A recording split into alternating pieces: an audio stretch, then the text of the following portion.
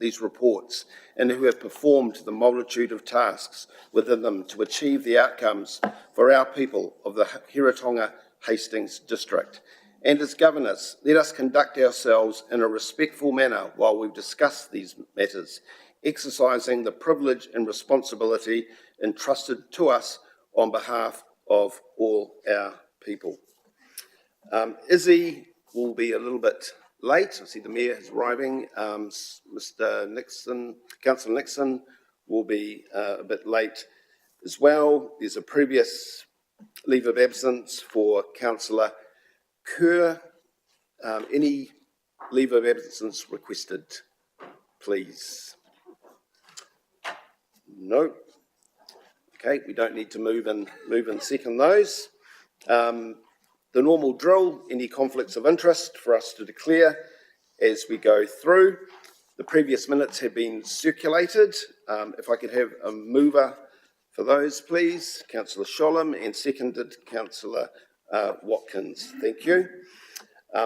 You'll note on item 5 that there is a building unit review survey. Mr. Palmer, who will lead us through that, has just been a little bit delayed with the old aeroplane. So I'm going to get Vic to come up and to introduce items 6 and 7. So we'll have 5 minutes of presentations by both business associations and then 5 minutes for questions. Thank you, Vic.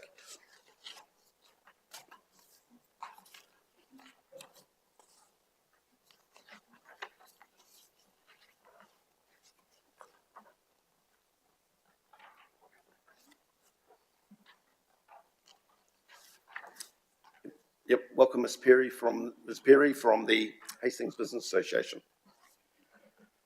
Through you, the Chair and Kara Councillors, the purpose of this report is for Hastings City and Havelock North Business Associations to present their 2025-2026 annual plan for Council to receive and endorse. The General Managers Lucinda Perry and Emma McRobbie will speak to the annual plans. The recommendations are that the Performance and Monitoring Committee receive the report and endorse their annual plans. And with that, I shall hand it over to Lucinda.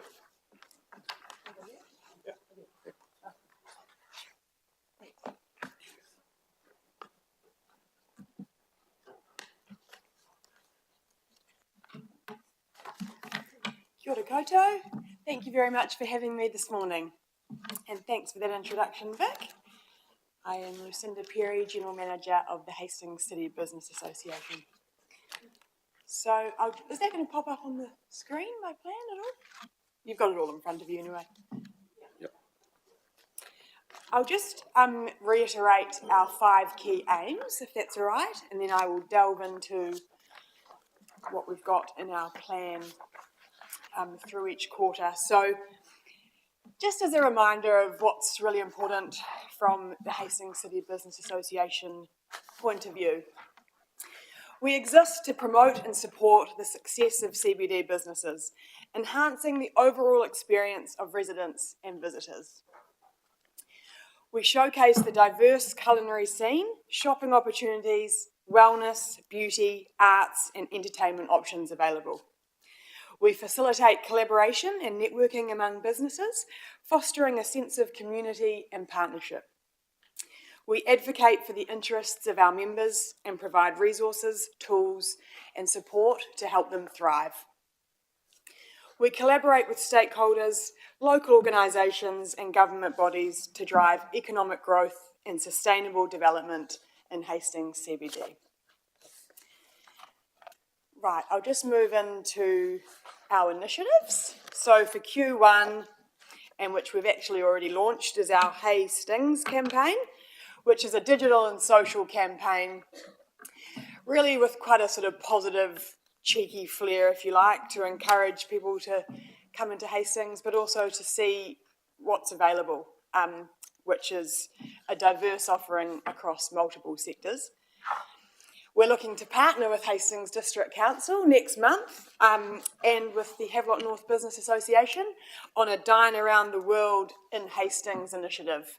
So that's really around showcasing the multicultural culinary scene in this region, which we are very proud of, and to support our hospitality establishments over the quieter winter months. We'll be continuing our happy hour series, which is really around just bringing businesses together to a different hospitality establishment around Hastings for a free drink and a nibble, because that's really what they love. And it's an opportunity for them to talk to like-minded peers, no formalities, but just a chance to let off some steam and share some stories and challenges. We'll be working with council as well around Blossom Festival activity, and given the exciting Kiwi Rail changes, which you'll all be across, we won't be activating CBD Mall this year, we'll be activating Albert Square, which is very exciting for me given our new office is right next to Albert Square now. So we're in the heart of it, and we'll be able to activate that zone across the Blossom Festival. We're partnering with PhotoFest again this year, so that's really around showcasing incredible artists in the region, and then supporting our local businesses through activations throughout the city. We'll hold our AGM in September. We'll be partnering with the Arts Festival as well. So just in terms of all these partnerships, it's really important for us to obviously tap into the incredible resource that exists in this region, be it Arts Fest, Photo Fest, Hastings District Council. So we continue to foster those important relationships as we move through the next financial year. And that includes the focus on business partnership. So that's obviously events run by Hastings District Council as well. And we subsidise 2 tables for our members to allow them to come and be inspired by various different speakers. We'll be doing more Christmas promotion again, because that's obviously very important to create vibrancy in the CBD. That's what everyone wants come Christmas time. And just moving through into Q3, we'll be doing a big activation January, February 2026. To be confirmed at this stage, but it's just really around bringing people into the CBD to shop, to dine, to play, to enjoy. We're also looking at a CBD-focused activity around Horse of the Year. We're obviously well aware that Horse of the Year brings in people from all over the country, so it's a prime opportunity for us to encourage people to come into Hastings. We're looking to do a Hastings comedy debate early next year. So that's really around more that professional services space to be held at Toi Toi, but a fun, engaging debate around Hastings. More to come on that. We'll be doing Easter promotions. We're looking at May Music Month activity, a fun winter activation for next year, and ongoing social and digital campaigns. So that's really our key initiatives. And just as an overall piece, we continue to focus on business attraction. How that looks is our deep connection with a number of landlords and property developers in Hastings CBD.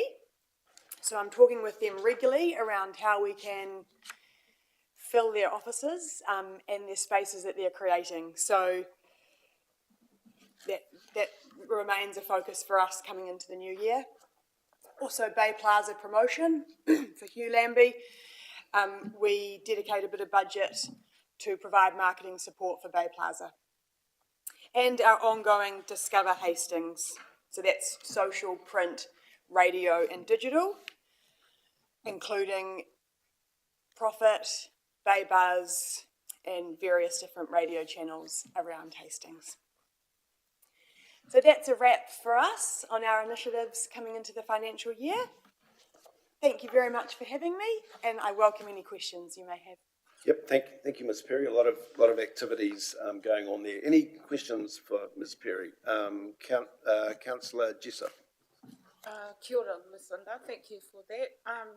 I'm just wondering where tangata whenua will feature in this initiative going forward, especially when we come up from Matariki and then we go into the Blossom Parade, which is a big thing for Te Wiki o Te Reo Māori. we also host the Māori Music Awards, and that leads us into the biggest one, which is Toitu Te Reo. Kia ora. Yes, and Toitu, actually I'm in conversation with that event company, so we will certainly be supporting that. And in terms of our June activation next year, we'll be absolutely considering Matariki. But I'd love to have a chat with you offline as well fantastic. Let's tee that up Yep. to ensure that we're. Thank you, covering that councillor up. Jessup. Councillor Dixon? Yeah, thank you, Chair. Lucinda, I read in your report you had an underspend of 23,000, which was made up of 10,000 of wages. Is that because of less staff? Yes. Less staff. Well, yeah, one of my staff members is on parental leave with her little twin babies. Okay, thank you. Councillor Watkins? Yeah, thank you. Just going through Eric Street West this morning, I think I counted 9 empty shops. I see this document here. You've been able to utilise some windows and put lovely artworks in them that really makes it look good. Is it possible to do that with other shops? Do the owners of the shop pay for that, or does the business association put these nice artworks in vacant shop windows? How does that work? Right, so currently we've been paying for it, and a number of the windows have been part of our Expression Project campaign, which we've run, which brings in local artists, and there's a whole campaign wrapped around it. In terms of the likes of the old Westpac building that's fully decaled on that ground floor, that was our expense just because I couldn't look at those windows anymore. We needed to create vibrancy. But in terms of ongoing, we could look to partner with businesses to get a little bit of money. It just looks good. I mean, Yes. the Westpac building looks great, and then you go further down Hiratonga Street West and you see these just empty windows. It doesn't Yes. look all that great. I completely agree. Thank you. Councillor Sholem? Thank you. Totally support what Councillor Watkins has just said then, and thanks for the work you've done so far, Lucinda. I also want to take a minute to acknowledge the work of the Business Association in attracting a new restaurant to our city centre too. So thank you for your efforts there. It's also really great to see in the report the desire and activity around leveraging other activities. It's wonderful to see those partnerships. So I just really want to encourage you to keep that up. We all need to leverage each other's activity to get best possible bang for the ratepayers' buck. Thank you. Thank you, Councillor Sholem. Mayor Hazelhurst? Thank you for your report, Lucinda, and thank you for the work the team are doing. I love your new home. I think to have, a shop frontage for people to be able to access, all of the business association work is really exciting. So, and I agree with Councillor Watkins. I think it's, if I think about the 100 East, and I think there's 7, Michael Whitaker told us, empty shops in 100 East. So I think that, landlords have a responsibility to our city, and I think that, that's something that we do need to be encouraging a partnership between both the landlord and the association, how we can promote those empty shops and look at what's missing in town. And it was great to see Tania's Florist being taken up with health and beauty. That's really exciting. So looking at other options other than just retail. So thank you for your work. Thank you. Thank you, Ms. Perry, and it was good to see when I was trying to find a park the other day, as you do, cursing that you cannot find a park, and contemplating doing a parallel park and making an idiot of myself again. So it's really good to see cars, which means people walking around, hopefully spending money. So thank you for what you've done. Thank you. Thank you.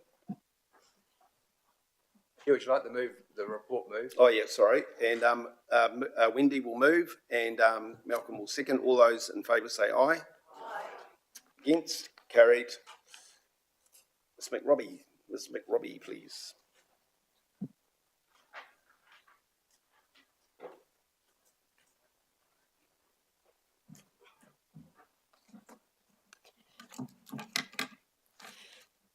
Hello, thank you for the opportunity to speak today. I'm Emma McRobbie, the General Manager of the Havelock North Business Association, and I'm here to briefly walk you through our priorities and plans for the 2025-26 financial year. Our goal remains clear: to support a thriving village for locals and visitors alike, a place that's vibrant, connected and commercially successful. The annual plan we've developed reflects this, and with a well-rounded mix of new initiatives and proven favourites, shaped by direct member feedback and aligned with seasonal opportunities. In marketing and promotion, we'll continue to position Havelock North as the best place to shop, eat, stay and play. This includes campaigns like Love Local, Gift Local and Eat the Village, plus domestic tourism efforts targeting key markets. We're also growing our digital presence by investing more in more high-quality digital video content and launching a refreshed services guide to showcase our professional and trade businesses. When it comes to vibrancy, we're focused on bringing life and creativity to the village in ways that feel fresh, inclusive and distinctly local. We're collaborating with PhotoFest to expand the festival into the village for the first time. We're doing a second Valentine's Day activation with hospitality businesses playing on our Love Havelock North brand. And we're looking at a pop-up sculpture trail in collaboration with local artist Tam Mackin of Project Lab. We'll also look to bring back our popular Santa mailbox closer to Christmas. We are preparing for our second year of Blended, our new end of summer celebration event, pairing wine and art in the heart of the village. Thanks to Council's Event Fund support and the practical help from Council staff in getting our first event off the ground, we were able to create something fresh and engaging for Havelock North. The event was well received by our members and the wider community, and while it's still early days, we see strong potential to grow Blended into a key fixture on the Havelock North calendar. On the member-facing side, we're continuing with our collaboration events and promotions, which invites members and key stakeholders to pitch concepts for workshops, public events and promotions for board consideration throughout the financial year.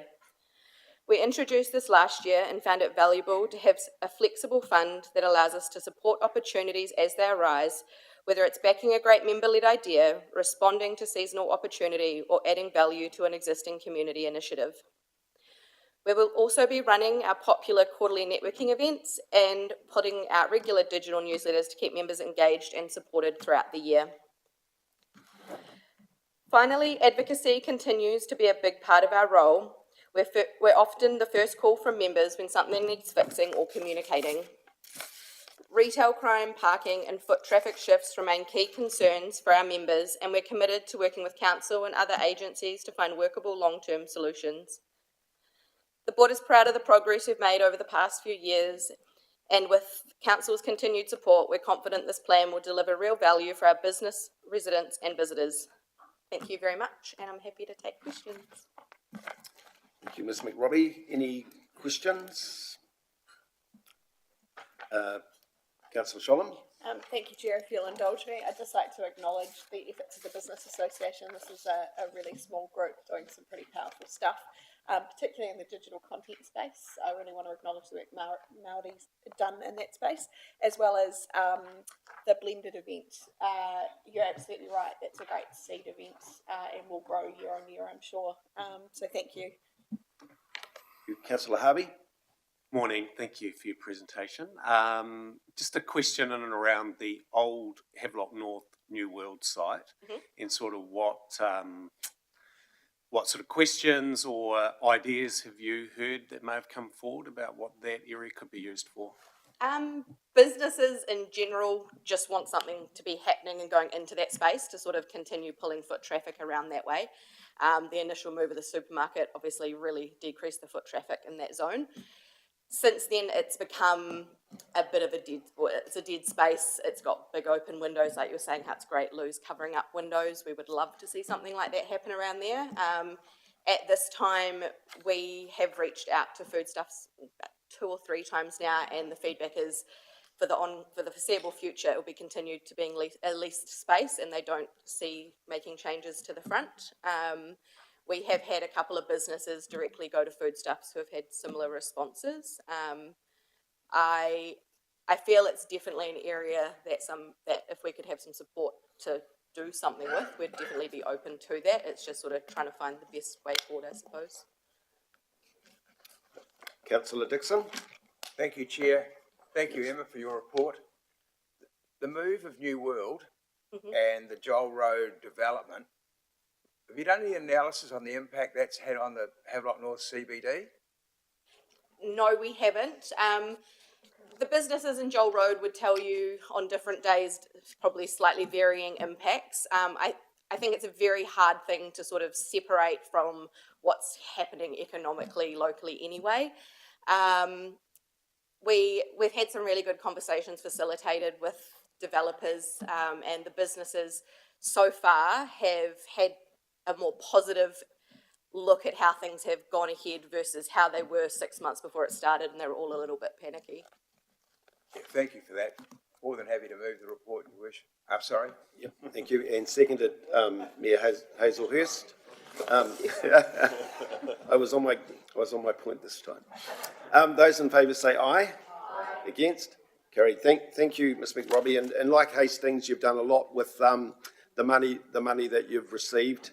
And good to see both associations like yours working with HDC staff. And I'd like to acknowledge Councillor Harvey and Councillor Sholem, who work as advisors with both business associations. So thank you. So we'll now move to item 5, and Mr. Wananui, I think you're going to introduce, and Mr. Palmer has arrived. We're talking about the building unit review, and Mr. Palmer will take us through that. Well, welcome, Mr. Palmer, to the chamber. Thank you, Chair. I'll just make some opening comments before handing to Tony and Jim, and good to see you, Jim. As you'll recall, it was important over a year ago that we did an independent review of our building consenting function that was carried out by Mr. Palmer, and the the diagnostic of that was a building consenting unit that was technically very proficient, but there were opportunities to enhance the customer focus and to drive some efficiencies in terms of the operating it as a business unit and the value of time and being more efficient. So we have a whole program of work. What Mr. Palmer will present this morning, really importantly, the baseline survey a year ago was to go and do a survey with the same customers and actually get feedback on what progress has been made a year into the review. We've not finished, but it's a really important check-in and getting some feedback from that same group of customers around the experience of the performance of the team. Tato, worship the Mayor, councillors. I take it that you've had the opportunity to read the performance and monitoring document and the review itself, and look, we're really happy in terms of the way we're tracking up upstairs, and I guess the challenge for us is to maintain those gains, those advantages we've had, and certainly no, we're pleased with the results from the survey as well. And I guess in terms of the survey, I'll hand it over to Jim. Kia ora koutou. Good morning, Mr. Chair, Mayor and councillors. Great to be with you again.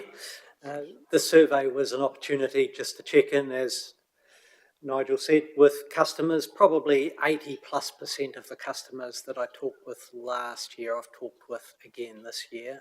There are some variations. So I just want to spend a few minutes and run through the highlights of the customer survey as I saw it, and then to take any feedback from you. So the review was, the survey was undertaken in June of this year.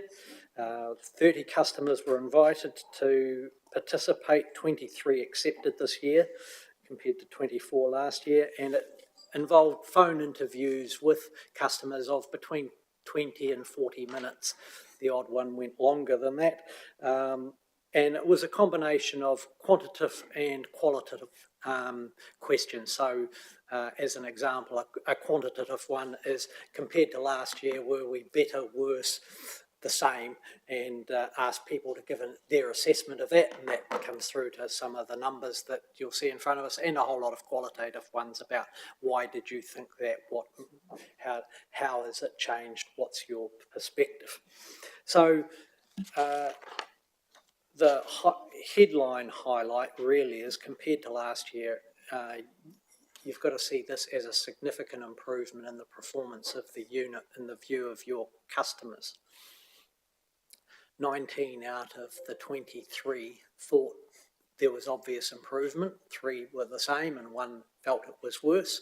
And of the ones who felt it was the same, a couple commented that they were happy with how it was last year. So, and why was that? Better communication. So particularly about calling customers before the start of a job and during the course of a job, when RFIs, request for information, that's when the consent officer says, I don't understand this, or I need more detail about X, Y, and Z. Calling before those, and some of the easier ones were able to be picked off just straight away without needing to go into a long exchange backwards and forwards. The timeliness, and many noted that the industry was generally quieter, and they thought that was contributing to improved timeframes, but many were very happy. One said he was gobsmacked because he got his consent back the same day. But you know, often well within the statutory timeframes. Also felt staff were more engaging. So when actually talking with customers, they felt on the whole that they were working with somebody who was actually wanting to help them comply and help them meet the requirements, rather than somebody trying to find fault. Having said that, there are, in all of these comments, firstly, I should have said it's not a statistically valid survey. It doesn't have a confidence limit association with it. So these are the reflections, but they are the reflections of probably the most frequent customers of the unit and have a best sense of how the unit is performing. They also said there's better focus. So the requests, the questions that were being asked were better focused, and overall a better focus on risk. There are exceptions to that, but they appreciated the experience of staff, and that was very evident when looking at the types of questions that were coming through and the pragmatism in terms of the responses. So I think you've got to say a significant improvement. Just looking at the aspects of building consent activity, there are principally 3 key steps within the building consent process. There's the processing of the consent application, there's the inspections that go on the ground by inspectors, and then there's the finishing up, what's called the certificate of compliance, which allows you to say, yes, this building's been completed in accordance with how it was designed. So in terms of issuing consents, pretty much felt it was timely. 78% were mostly or always satisfied, compared to 26% last year. So as I said, timeframes were significantly inside the statutory timeframes, and generally, around the 10 to 12 days average seemed to resonate.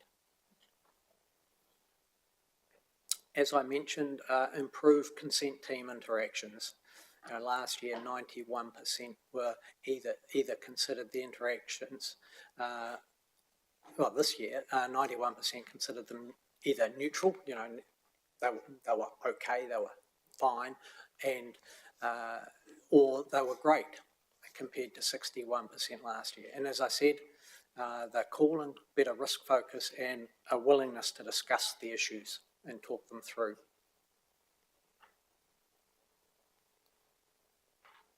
In terms of inspections, they were good last year, and again, over 90% satisfaction of those who are able to answer. There's a few NAs there, and they are people who weren't able to offer an opinion on the inspection function because they just processed a consent. Somebody else had the interaction with the inspector. found the system easy to book and delighted that inspections are coming within 0 to 2 or 3 days. They work well with that sort of time frame. That's what they need, and that was happening. The view that inspectors were competent and pragmatic, and again willing to discuss issues. So all of those things come through. Mr. Chair, I see there's some lights on. I should probably pause. Is it? Would you prefer to pause? Yeah, whatever you'd prefer. Yep, councillor Watkins. Thank you, Chair. Question perhaps to John. When a building is started, you have your first inspection for foundation, then a series of inspections right through the process. Does the same inspector follow that job right through? Because some of the comments would indicate that different inspectors are coming onto the job with different expectations, and I just want to understand whether there's a reason for. No, I think you are correct. There's different inspections come through, and we do know from the responses that there is a variance of what people look at, but that's what we're working on, trying to get as consistent as we can. But the other side of that is that some councils have found if they have an inspector that just works in one area, you don't get the different perspectives, and it does sometimes lead to the inspectors just getting too close to some of those clients. So that's why we do, but we have different people as well. Thank you. Councillor Nixon. Yes, thanks, Chair. I noticed the item 1.5 talking about contacting an officer. Yeah, just want to get the words right. Could you just expand a little bit on that? I didn't quite. You mean they're not on the phone? They're away? They don't pick the phone up? I mean, what does that mean? So there were a range of responses there. Many appreciated getting called as soon as a consenting officer picked up the application and started processing. You know, one of the suggestions was they should call immediately and say, you know, hi, I've got your job. This is where we're at. What do you see are the issues? You know, dunk, dunk, dunk. And then when they've actually had a look at the application and then started to process RFIs, they then come make another call and say, yes, this is here's the RFIs that I've got for you.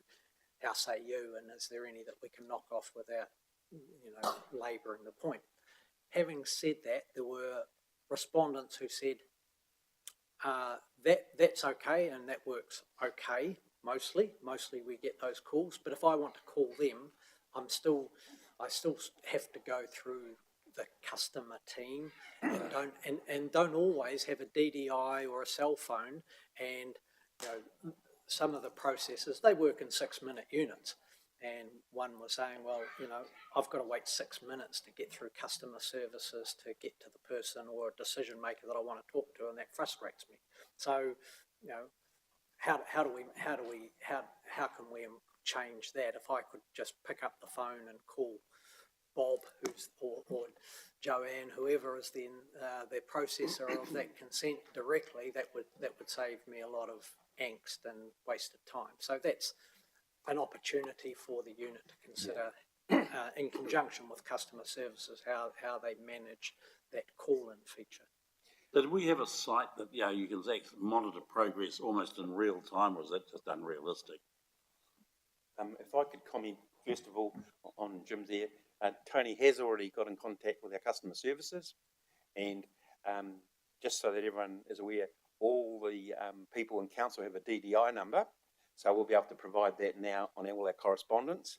And the gentleman who works in 6-minute units, I've told him he'll get a DDI number to go straight through to the person, and that'll make a big difference. And that's just through our Teams program. Our Teams process lets us come right straight through. So that'll deal with that first issue you mentioned. That sounds useful. It's always frustrating when you can't get people. Councillor Te Skipworth. Thank you, Tony and Jim, for the survey. I really enjoyed all the qualitative kōrero. So what I saw was there was lots of great positive feedback, which is a good thing. So we don't really need to concentrate on that. We just need to continue to do it and uplift what we're doing. But a lot of the can work on feedback talked about the loss of experience in consenters and also the inconsistencies, which has kind of already been mentioned, a bit like when you go for your driver's license, depending on which person you get, could depend on whether you pass or fail. And I just wonder if there's, do you have a set template or for your consenters of how they should present, and I get some people had good days, some people had bad days, and it depends on how you wake up. But for some of them, they had, I think one of them mentioned that they had to wait 2 to 3 weeks before they could get it. If you're a developer, that's money, waiting for your consent. So for me, I think I'm just asking, do we have a standard how we present template? Through the chair, excuse me. Yeah, we do have a set process, a set checklist they all use. You're quite right, we have lost 3 senior staff over the last 12 months. We haven't replaced them, but we've, I guess, through the changes, and we're still getting out the same number of consents with 3 less staff, so that, that's certainly the way we're operating and the efficiency in terms of what we've done and in terms of the review. But there is a set process which they all follow, and I certainly make sure that they're maintaining the standards that we've set. I'll make one observation through you, Chair. Over my career operating across multiple regulatory systems, whether it's immigration, building, whole range of regulations, I can guarantee that every survey we ever do will raise the issue of consistency, because it inevitably happens within a statutory framework that requires people to make judgments, and you're trying to reduce that inconsistency. I think what we've, if I can kind of point to the main elements of the improvement program that we presented to Council, big focus on responding to things that came through that we weren't customer focused, hence a lot of the changes about initiating contact earlier, being more pragmatic, ringing about RFIs before they got sent, trying to knock things off. We've also done a lot of work around trying to standardise some templates, doing training of staff, and I'd love to sit here and say, hey, we will one day get a survey that says every single staff member making a judgment within a regulatory framework, we had no inconsistencies. I just think we're trying to reduce that, but inconsistency inevitably happens when it's judgments within a set of, within a regulatory framework. Mr. Chair, follow up if I may. I think that's a good summation, and I know that we're working hard, but when we're asking people for feedback, we should take their comments of inconsistencies on board, because it makes us a better council. So defence is one thing, but offence is probably a lot better. Thank you. Just through you, Mr. Chair, I just mentioned that we have lost those 3 inspectors, but we've got a system where we've been identifying our talent to come on, and they've been going out with our senior people, and 2 of those senior people came back for a couple of 6-month stints with us doing 2 days, but eventually they said, look, it's time to go. So what we've done is we've identified in the inspection area and in the processing who our future leaders are, putting them on their courses and putting them with the people. So I guess we're doing the best we can to get that knowledge transfer, and I think a lot of it is good attitude here. Thank you. Councillor Sholem. Thank you, Mr. Chair. A couple of questions, if I may. First of all, just want to acknowledge the huge amount of progress that's being made. That's not insignificant in quite a short period of time. What I'm interested to understand is, are there any specific barriers? We've just discussed one, which is I guess a turnover of knowledge. Are there any other really clear barriers to ongoing progress in this area to keep that momentum going? Through the chair. Oh, sorry. Yeah, no, you should answer that. biggest risk for us is if there's an upturn in consent. But the barriers in terms of just maintaining where we're at, I don't think there's, there'll always be the odd barrier. There'll always be something that crops up. But if we just maintain what we've installed, certainly implement it. But just a couple of things, if I could add. MB does quarterly data. Councils provide MB with a whole lot of quarterly data. And the first quarter of this year, in terms of getting consents out the door, there were only 4 councils better than Hastings. There are several of us on 7 days, but there were only 4 councils better than Hastings. And our data for this quarter just ended, which hasn't been published yet. I'm thinking it's still along the same lines. Sorry, what was your question again? Just around barriers. Barriers. Yeah, I think John's covered it. Staff, lots of staff and experience is the one, but obviously we're looking at succession plans for some of the staff within what we've got already. And that would be probably one of the bigger risks. The one thing I could add through you, Chair, is and look, this is probably not, it's probably more medium term than immediate. But I think one of the things that is an opportunity to enhance the customer experience and drive efficiency is technology. The current technology systems and some of the providers that were a little bit captured by, I think that the opportunity to really think about in the next period of time how AI might actually streamline some of our processes, improve the customer experience. I think technology and some old technology is currently one of the barriers. Beautiful, thank you, Chief. You actually just picked up on one of the other questions I had. One last one through you, Mr. Chair. So I'm really reflecting on the fact that the survey has gone out mainly to developers and recurring users. Is that correct?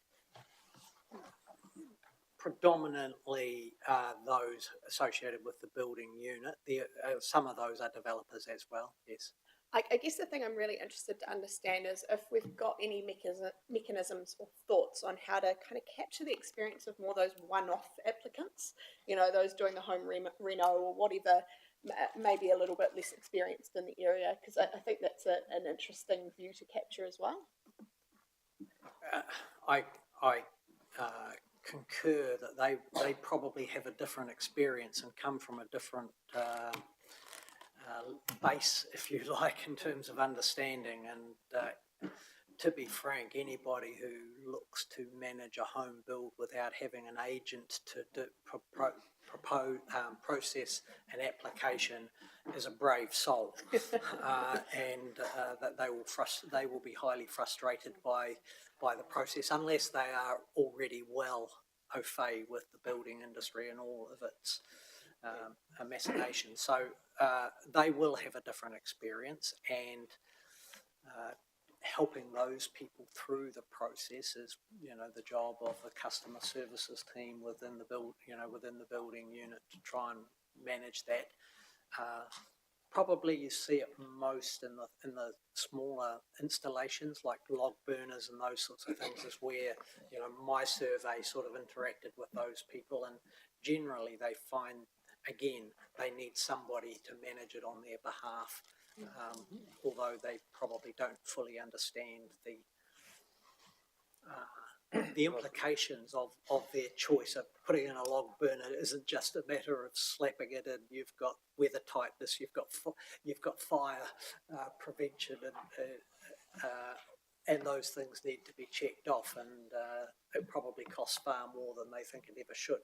They were never told that when they went into Mitre 10 to buy their log burner, that they were all the other costs that were associated with their installation. Just quickly through the chair. So yeah, in terms of people, we direct them to our duty build downstairs, and they sort of run through the whole process, and generally they recommend an agent. Right. So we do have a process capturing them and trying to make it easier then. Not so much capturing the data, no.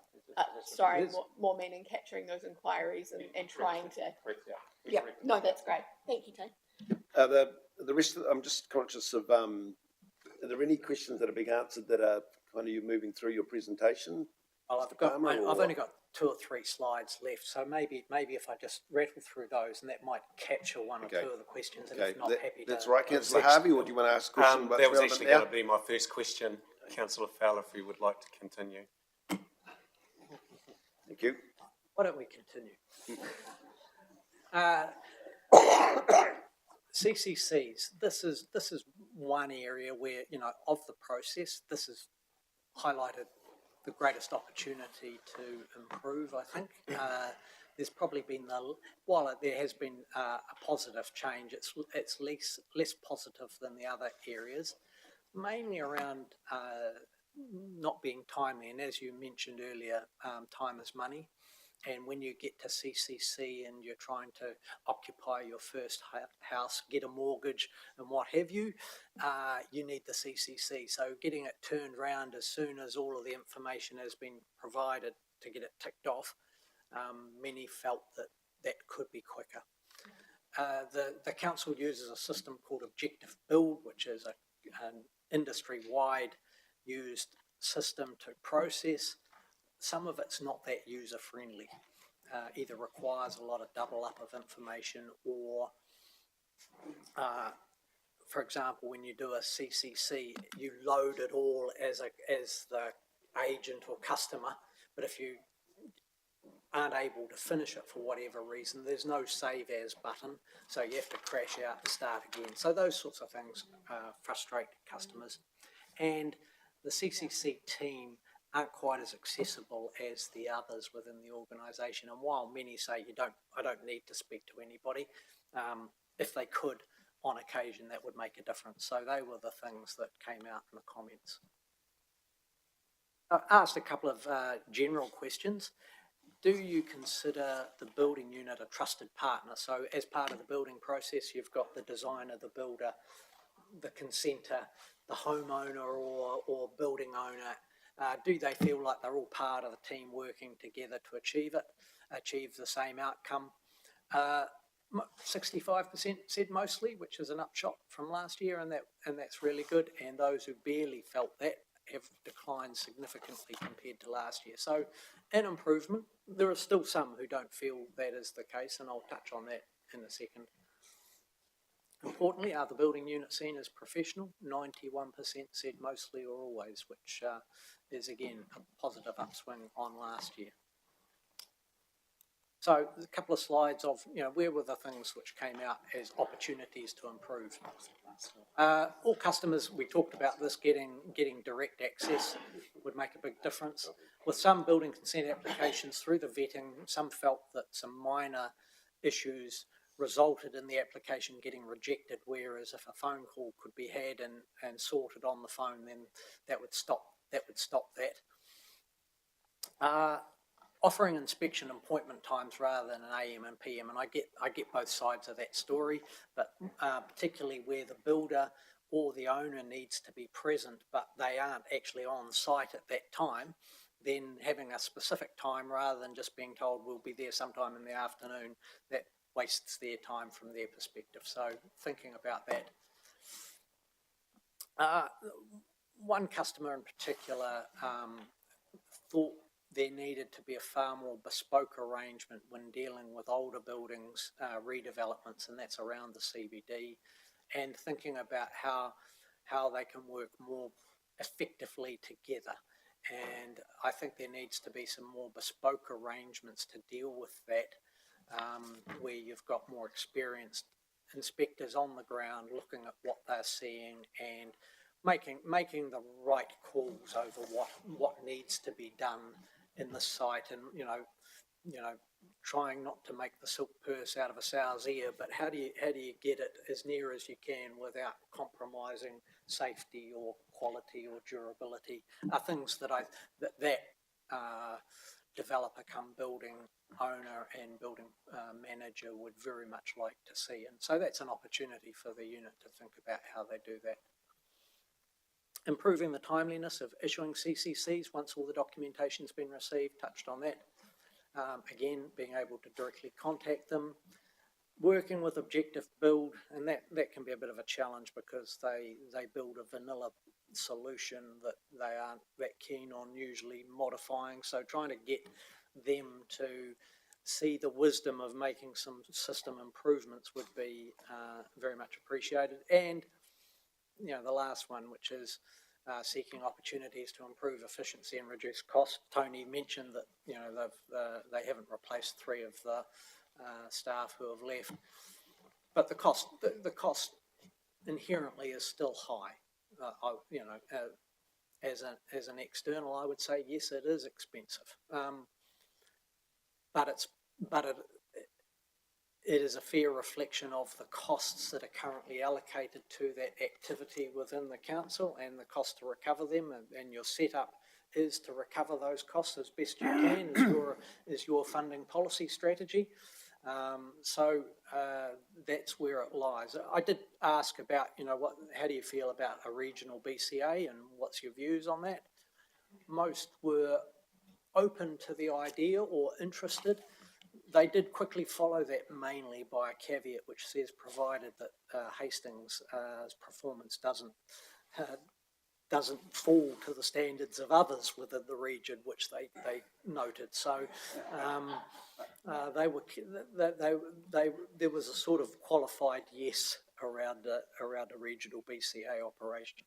Like, I think that'll do from me. If there's any other questions that people have, Councillor, happy to hear. thank you, Mr. Palmer. Councillor Harvey. Thank you, through you, Chair. And some of it has sort of been traversed, but trying to just actually group it together a little bit into who are we leaving the technology advancements and stuff to? Is that, are we looking at stuff as a council ourselves? Is it the sector? Is it MB? And because you mentioned, well, in some of the survey respondents in and around the challenges with objective build, they mustn't be just isolated to one council. They surely are issues that are more global.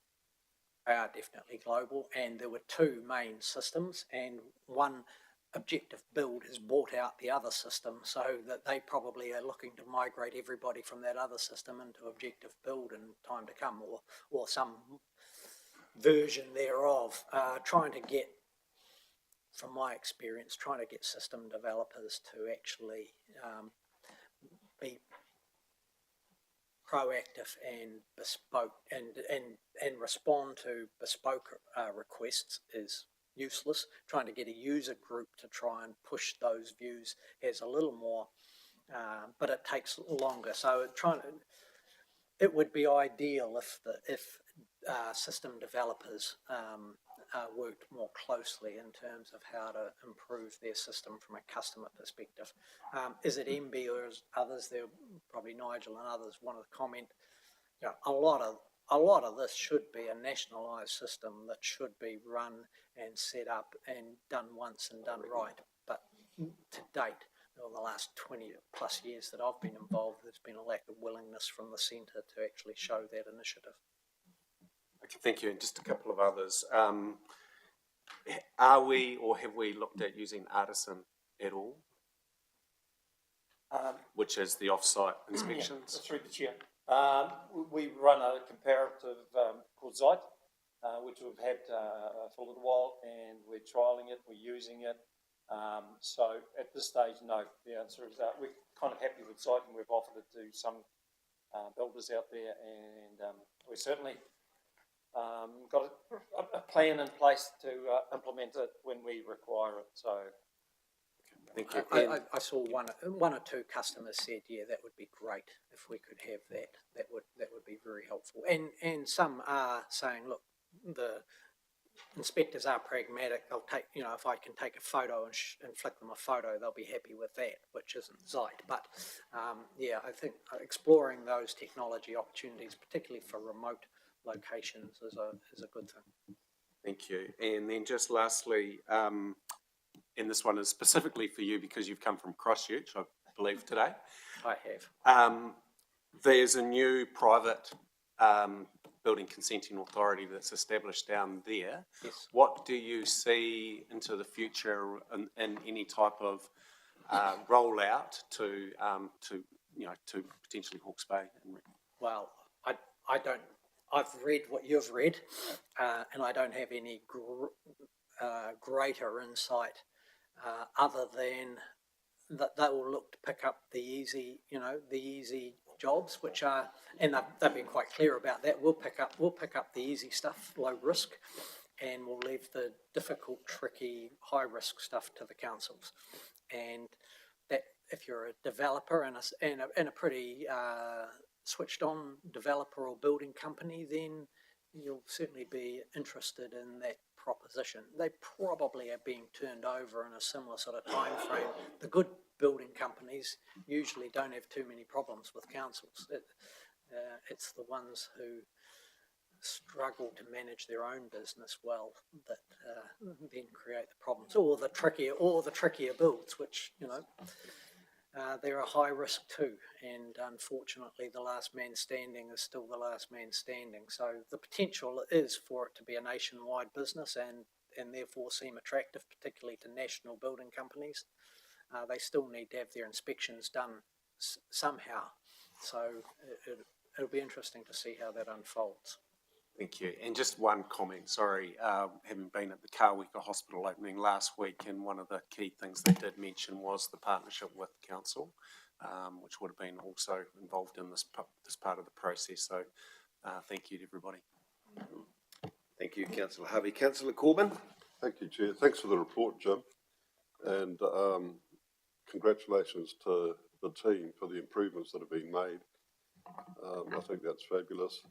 I attend the building advisory meetings, and the tone and the feedback in those meetings reflects what's in this report. So well done. I'm happy to move. Are you listening, Chair? Happy to move. Yep. Thank you, Councillor Corbin. And Councillor Harvey will second. All those in favour say aye. Aye. Against? Carried. Thank you, Mr. Palm. Before you leave, did you want to make a final comment? Yeah, I would, and it's unrelated to the report that you've just discussed. It's been a pleasure to be with this council for much of the last 2 or 3 years, and walked alongside some of the most trying times of this council and for the community. And can I just comment to Madam Mayor and to all the council and to the staff, you've done a fabulous job in my view in terms of cyclone recovery. You should be really proud of your efforts as a team. You've worked together.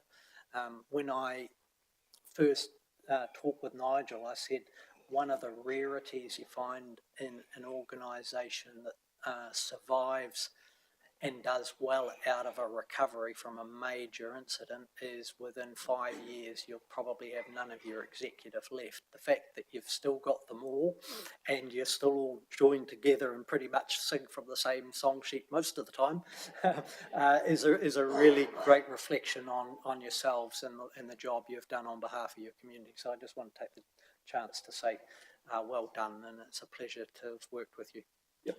Thank you, Jim. And if I could just make a comment in response, because you have had a big role to play with us over the 2.5 years since Cyclone. I think I reflect as the Chief Executive with the governors, having some of those insights from somebody who spent 10 years post a major disaster, share some things. So again, Jim, the things we've been reflecting on recently, the advice you gave us at the front end, the best thing you could do is appoint a whole lot of community connectors. It will serve you well. Well, we did that, and boy, wasn't that true. The advice about the way that we behave and look after each other, governors and staff, those insights from Christchurch. Most of the senior teams of public institutions, government and councils were gone within 36 months of the event. Look after each other because this is hard. I think the three things I reflect on. Your advice around, look, this will be hard. You will go to lots of public meetings. Front up, always front up. Tell the community what you know, what you don't know, and what you don't know, what you're doing to find out the answer. I can tell you, you won't be universally liked, but if you behave like that, the majority of the community will respect you. Fantastic advice. Then the other thing that I want to acknowledge is one of the things in terms of some of the most impacted people in our community, our Category 3 homeowners, the quality of the work that you and Asher Davidson did supporting Craig Cameron to develop the voluntary buyout policy. Incredibly proud as a council on behalf of our community that that policy was implemented and finished within 12 months, went to the quality of the work at the front end. And I recall you leading a conversation with our governors that was critical, that wasn't about the technical and the legal and the policy, but fundamentally about what would success look like in terms of how people were treated. And, that voluntary buyout's been recognised at the national level. It's influencing other councils.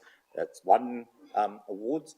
We didn't do it for that. I just want to acknowledge the absolutely tremendous role that all of your wisdom and experience has played in helping our community get to where we've got to in a couple of years post-Cyclone Gabrielle. So just a big thanks from me on behalf of the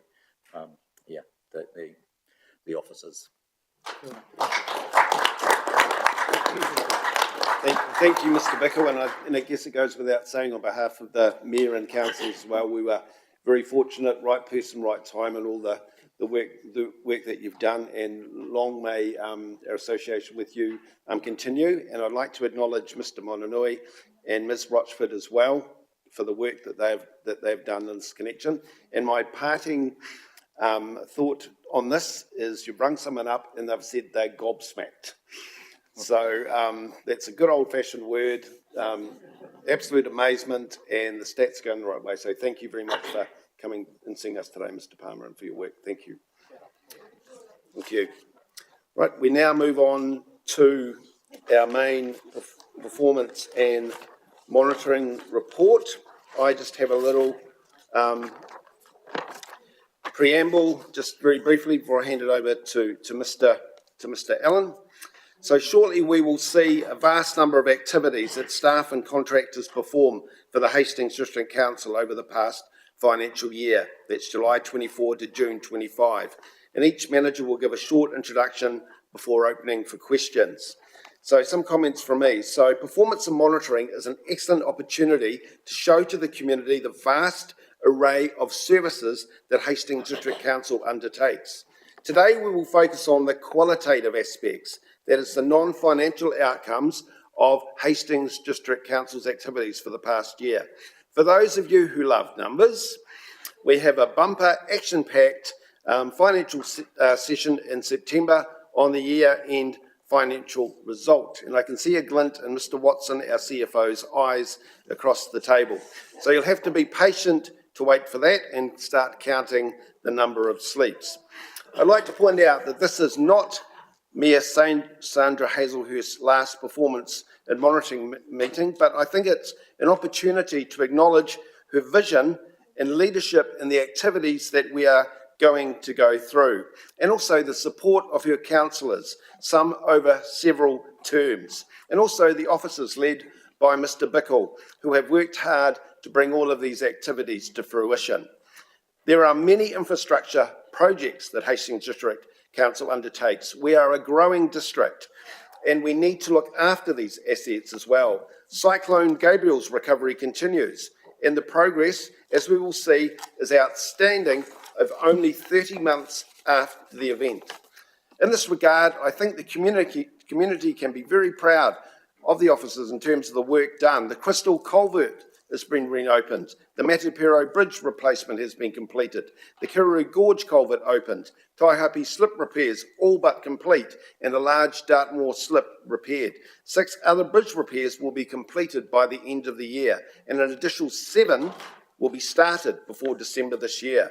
The Puketake Bridge will be opened on August the 23rd, and the Rissington and Dartmoor Bridge rebuilds are to start before the end of this year, with also along with another large amount of culverts.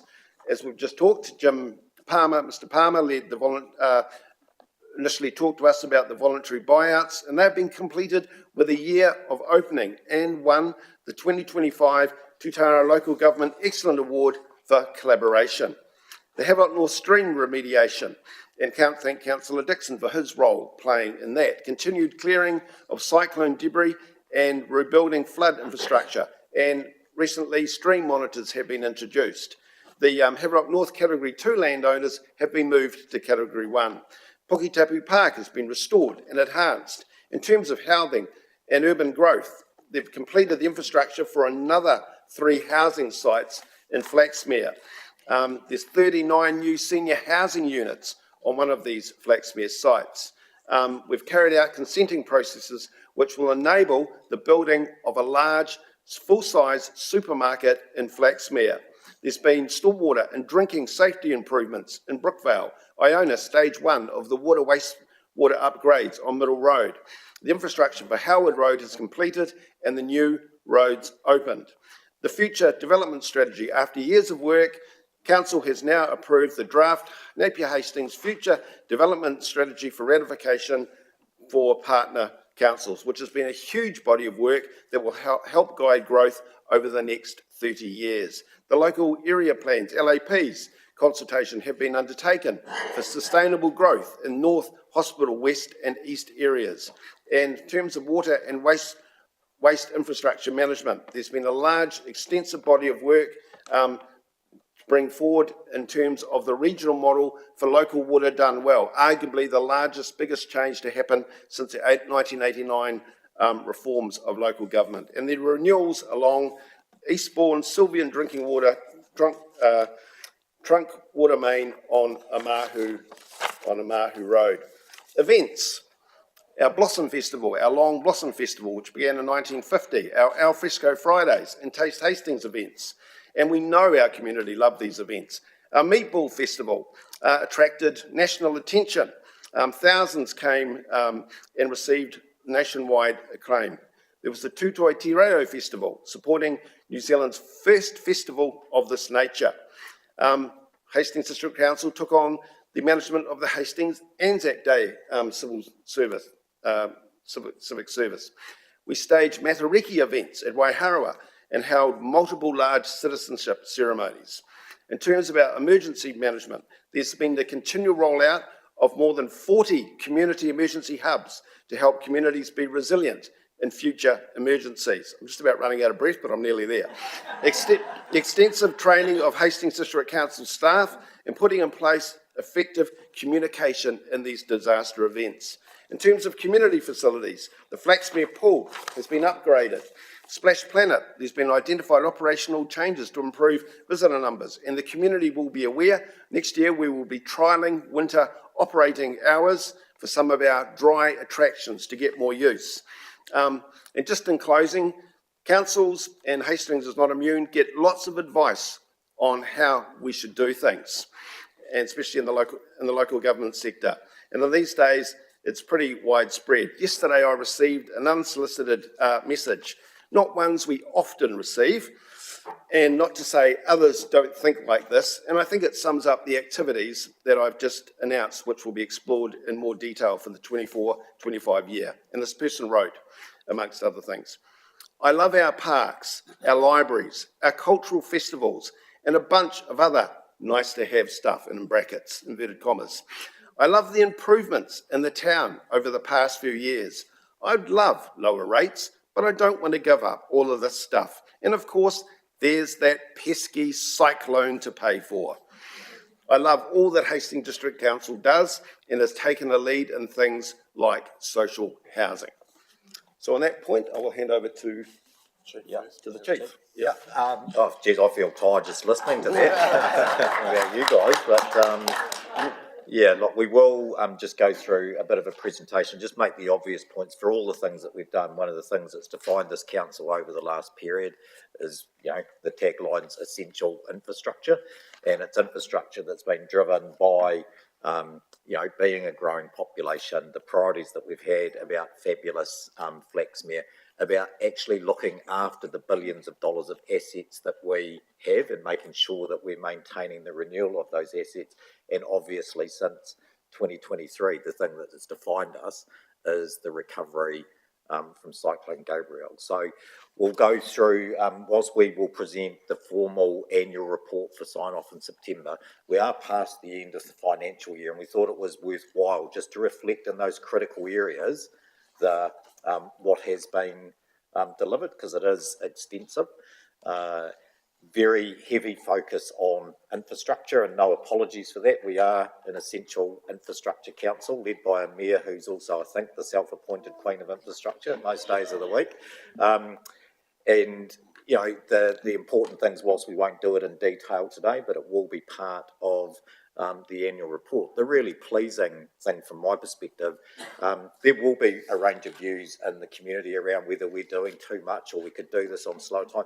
We are following the recovery strategy that was set by this council off the back of significant feedback from the community, and it is all currently being done in a way that is aligned with the fiscal strategy that you adopted. We will present that positively in the annual report. You know, we are doing all of this delivery in line with the fiscal strategy, and really importantly, we have managed to secure quite a lot of additional government funding confirmed through till June 2029, which I think is really important, because the events of the last few weeks for our colleagues, and heart goes out to Tasman and Nelson, we know what that's like. These events are going to happen.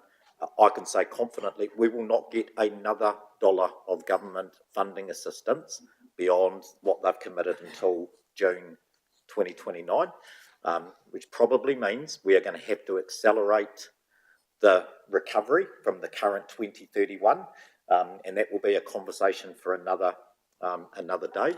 But I think all of the signals post Tasman and Nelson is a government that's saying, actually, there ain't going to be the level of assistance because the country simply can't afford it. So, in summary, we'll get into the detail, but incredibly proud of what has been delivered in line with the recovery and fiscal strategies that were adopted by you as the representatives of our community. And as I say, we'll get into the presentation, but just at a big level, just want to take the opportunity to say to my staff, thank you, because you've worked really, really hard to deliver a pretty impressive body of work.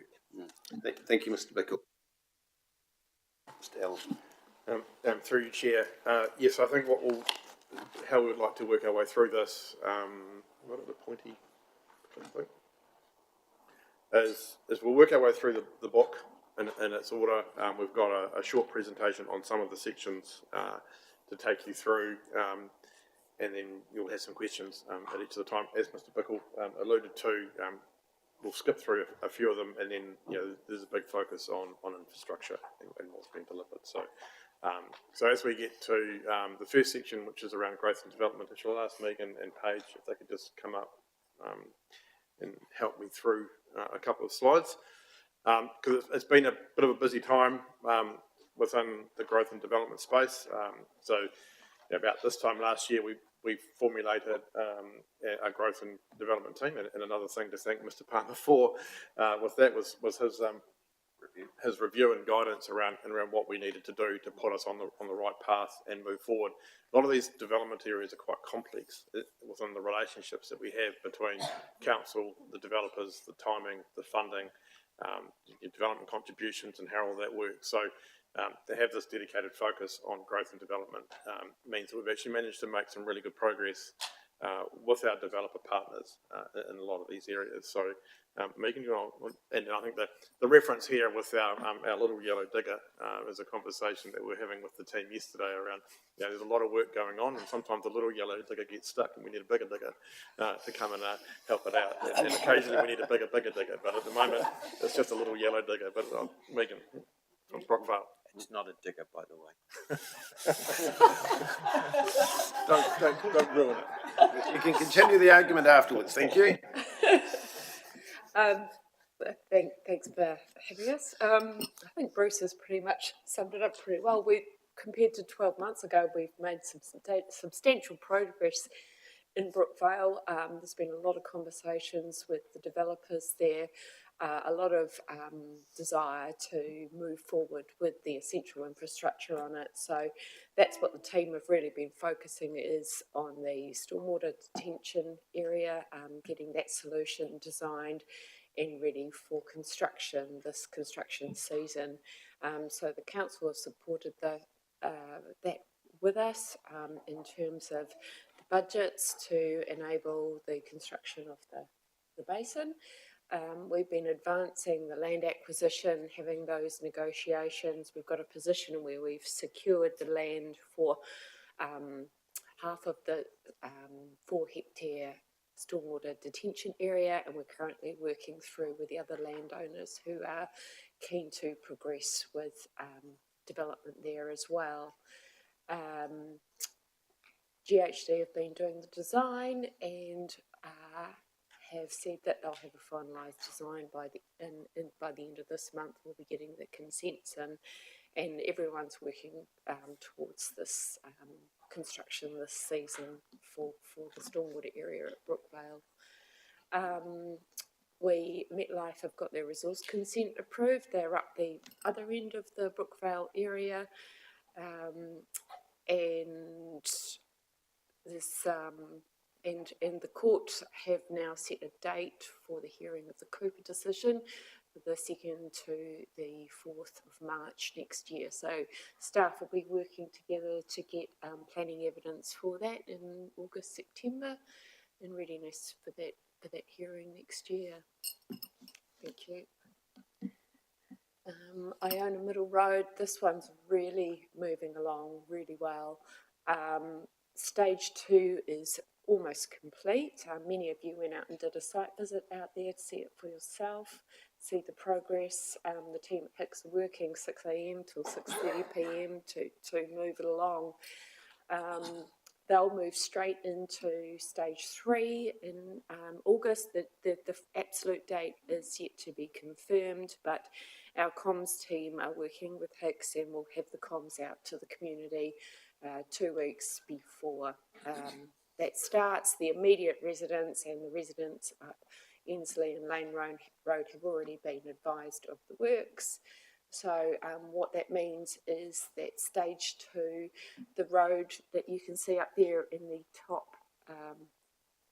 left, that will be open, and so the traffic will be able to travel through there while the intersection and the culvert continues in stage 3. So they're tracking really well on that one. Thank you. So Howard Street. So Howard Street is essentially completed, which is fantastic. So all the infrastructure's in place, it's all working. We had the street opening, which was a wonderful event where we celebrated the landowners there. Yeah, people are living there now, so it's really exciting. It's becoming a community. So thank you. Cool.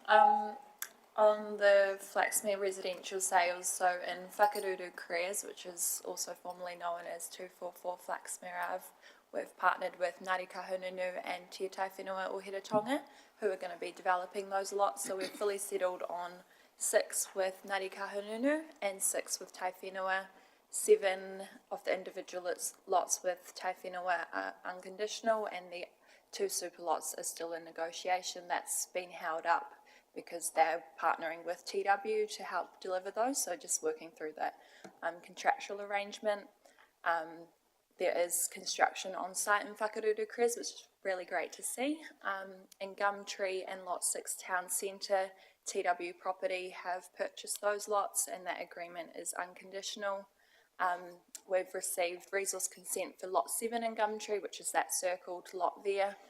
So that's going through that resource consent process and should see construction happening relatively quickly. And just to add that building consents have been issued for Whakaruru Craigs, and being out on a drive there yesterday, diggers are on site and scraping the first section. So, you know, it's all moving through to actually whare being built, which is exciting. Yeah. And then the supermarket site in the town centre, so TW Property are developing that, delivering a Woolworths supermarket. So the resource consent and building consent, or the building consent stage 1 has been granted, and they're out on site, as you can see in some of those images, and they had a groundbreaking ceremony early July. So all works go in Flaxmere, which is great to see. Thank you, Paige. And it does continue into Flaxmere because we have Te Pahara Kiki as well, and that is now well underway. There's 13 building consents required for this complex.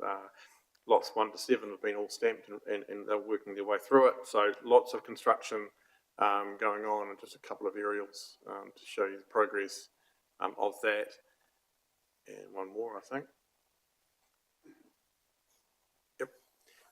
And I think the key thing with that one, with this from a risk management perspective, as we stand right at this point in time, we are on time, on budget. The quality is high from our partners at Alexander's Construction, and we're looking, and the completion date of June 2026 is on target. So the team behind the scenes now are just working around the usage of those facilities, the policy settings around it, to have some of our senior people living there by the middle of next year. Thanks, team. So, if there's any questions or comments on the strategy and growth and development section of the report, I think the key thing, the report itself is very much focused on the quarter that's just been, but the presentations are very much about the year that's been to this point. Yep. Councillor Sholem. Just a couple of questions on that section, focusing more on the report than the presentation. I just picked up again that there is a potential risk with the local area plans in the FDS and Plan Change 5 with confusion in the community. And I was just wondering what we're doing just to try and help the community understand how all these pieces fit together and what they actually are. Thanks, Paige. Thank you.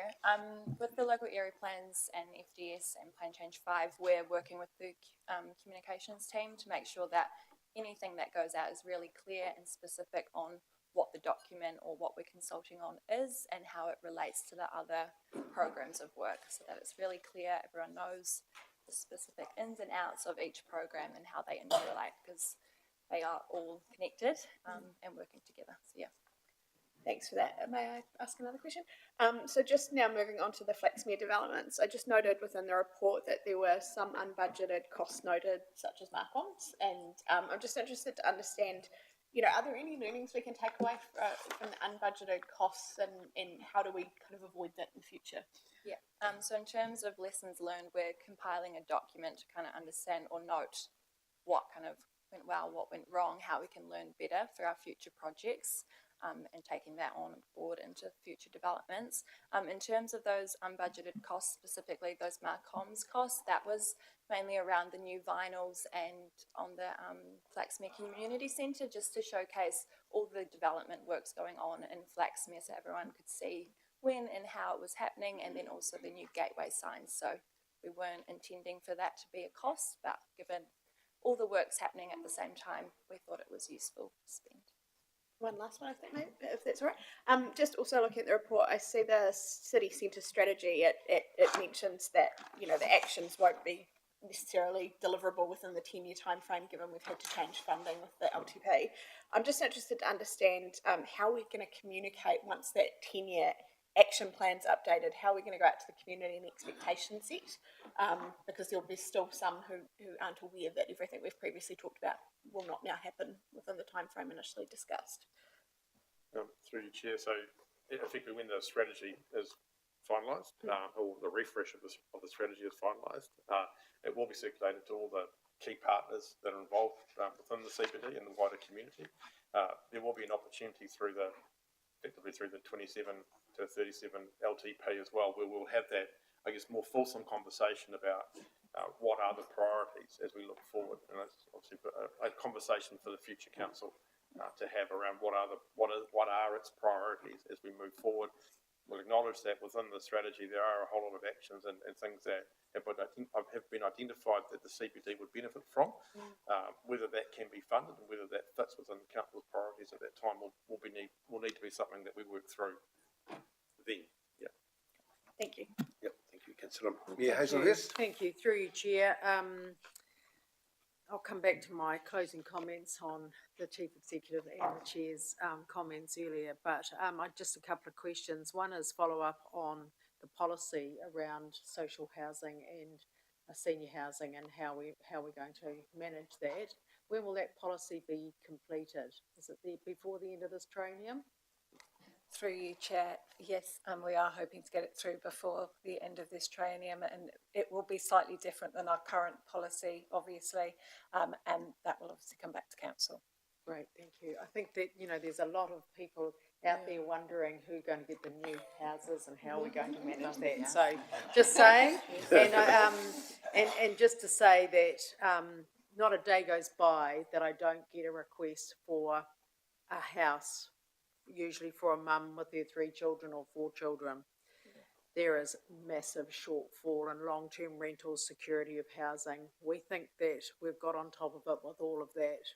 We've got an awful long way to go with the well-being of social and affordable homes. So, for future councils, any of our developments have to include some form of how we get long-term rentals for people to have some safety and security of having a home.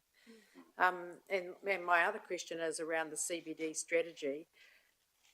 Bruce, you led a very, very successful evening when you talked about the CBD rating levy for the targeted rate. Was it last year or the year before? Not sure, I can't remember. But I think it's really important right now to gather up our land, our CBD landlords. And I think that, just to keep them updated, we are targeting a rate to upgrade the mall, etc. And the Kiwi Rail. I think that it's really important for them to know what their targeted rates are being spent on and what their role is and how we can work in partnership with them and bring the agents in. I think when people aren't well informed from council, they just start guessing. And I think that, and they start thinking that, we're wasting money, but we actually need to show them what we're doing. And I think before the end of triennium, I'd like to see one of those meetings again with the business association to show people what's next and how we are, Yep, thank you, Mayor Hazelhurst. We'll take that as an action. I think Christine's already writing that down. Thank you. Councillor Jessup.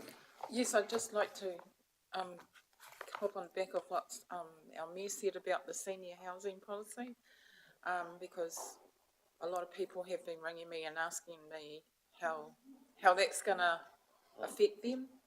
But I'd also like to congratulate everybody, because in Flaxmere, I remember coming on and we got hit by the Gabrielle, and we were like down in the dumps. And then, when you look at fabulous Flaxmere, it's just sprouting up like asparagus, and everybody is really happy out there. We needed that uplifting wairua. So I'd just like to thank everybody, the Kaimahi, you, our Mayor, and all the councillors, because without your drive and mana to push that, we wouldn't be sitting looking at this fabulous Flaxmere growing, and around in Howard Street, everywhere. It's not all doom and gloom. Let's enjoy it. Kia ora. Yep, thank you, Councillor Jessup. So through your chair, we'll move to the community. Well, honestly, we haven't got a presentation from on the planning and regulatory element of the report, but if there's any questions regarding that, we've had a good conversation about the building control activity. If there's any questions on the, we haven't got Mr. O'Shaughnessy here, but we can attempt to answer any questions. Councillor T.R. Skipworth. I just want to thank the Chair for his raving, well-intended report this morning. I would be forgiven for thinking you were a mayoral candidate. I'd just like to pour cold water onto that. Thank you. But if there were some, I'd take a leaf out of a few of your pages. On a serious note, just in regard, well, that is serious too, but on a serious note, in the district plan review, we've got that we're working with Tamati Pōkai Whenua to progress the Wāhi Tonga sites of significance to Māori projects. I'm aware that Tamatea Pōkai whenua have limited resource, so I'm interested to know who might be picking up that mahi on their behalf, and if we are also leveraging on the intellect of Ngāti Kahungunu Inc. as well.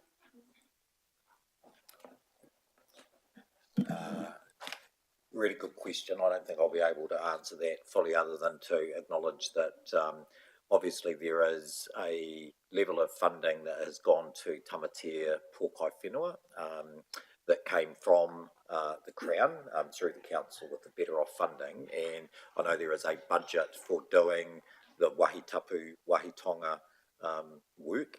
I think we're still in the process working with Tamatea Pōkai Whenua around how do they establish the priorities in terms of that. I can't answer the question about the relationship with Ngāti Kahungunu. That's something that I'll just commit to follow up and reporting back. Thank you. Mr. Chair, is it okay if I'm kept abreast of the progress of that? Yeah, sure. Would you like an action? Yep. And our my fellow Takatuma councillors, if they like.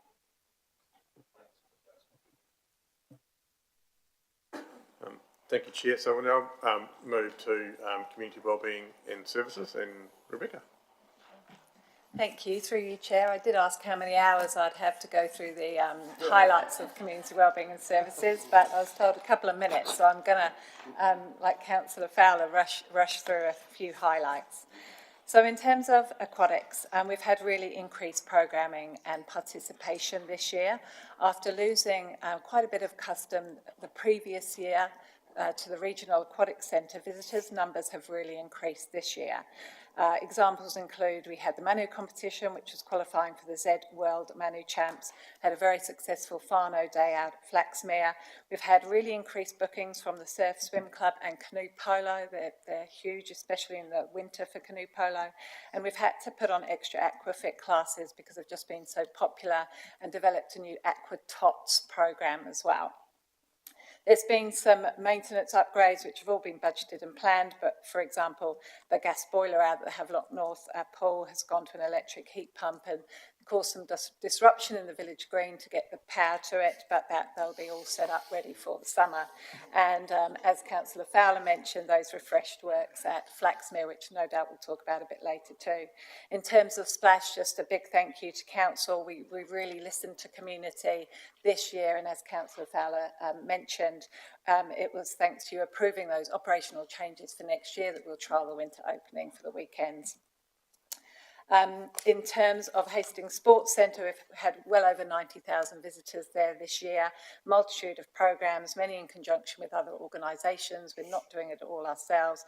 Inter-school chess, tumbling tops, inclusive active movement, fundamental skills programmes, indoor market days, which had about 2,000 people to each of them, birthdays, weddings, and of course sports, basketball, badminton.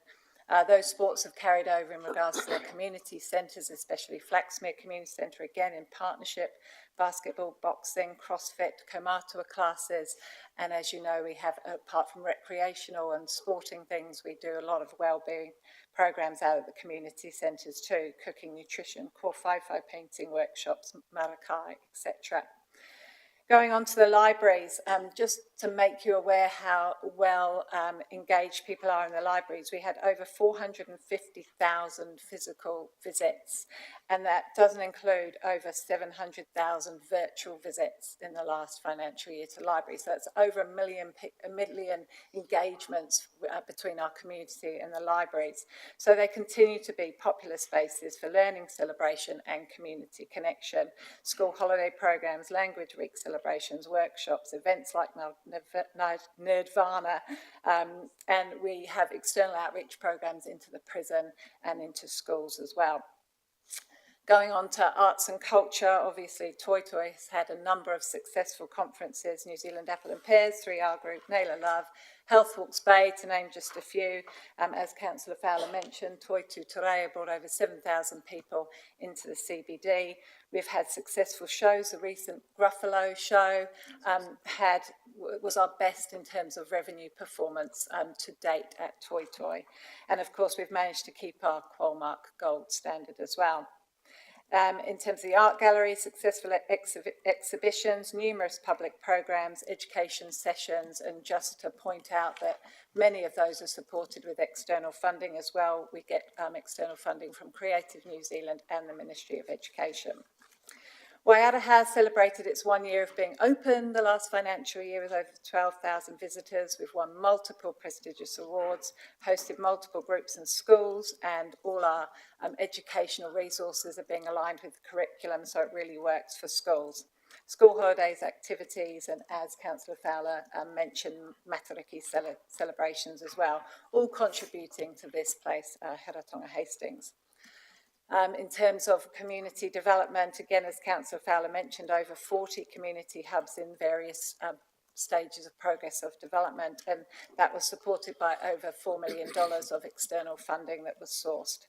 We've had a very successful community hub leaders group where people share all their knowledge and ideas, and we've had hundreds of community connections and engagements and continued growth in neighbourhood support. Of our 220 senior housing units, the roof replacements are all underway, and last year was the last year where Tai Whenua provided our tenancy management.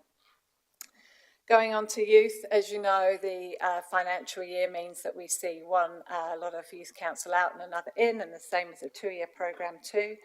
Our Mahi for Youth program has supported over 300 young people. 84 signed up to the program and 53 have been placed into an employment or education. So that's 53 young people that are now engaged in something in their lives so that they can get jobs. Just a reminder, that's all funded externally by MSD as well, and they were so pleased with the outcomes that they've just extended the contract to June 2026. We've had increased youth offerings at Flaxmere Community Centre and Camberley Community Centre, which is something that came from our councillors, which we've really worked hard on this year. And we've worked to provide industry training to the youth sector, ethics in youth work, trauma-informed care, and suicide prevention and depression.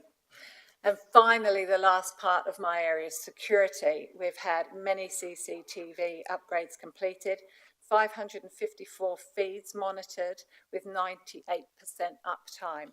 And the really great thing, one of the highlights this year has been that communities have raised money to purchase their own CCTV. We've helped them to do that, to get the right systems, which can then feed in and be monitored by us. Examples of that, the Pakawhai and Twyford communities. Our City Assist continue to work to build relationships with our rough sleepers, and that's really helped us with the challenges that's presented this year. And our Kaitiaki and Skate Park Guardians have helped to make our people feel safe while in our facilities. So I guess to sum up in a couple of sentences, all our facilities and programs make this place, our place, Heratonga Hastings, a place where people do want to come and live, work and play. And it's our facilities that provide spaces for people to make connections, community to make connections, and these greatly contribute to social cohesion, which has got to be a great outcome for everyone. Brilliant.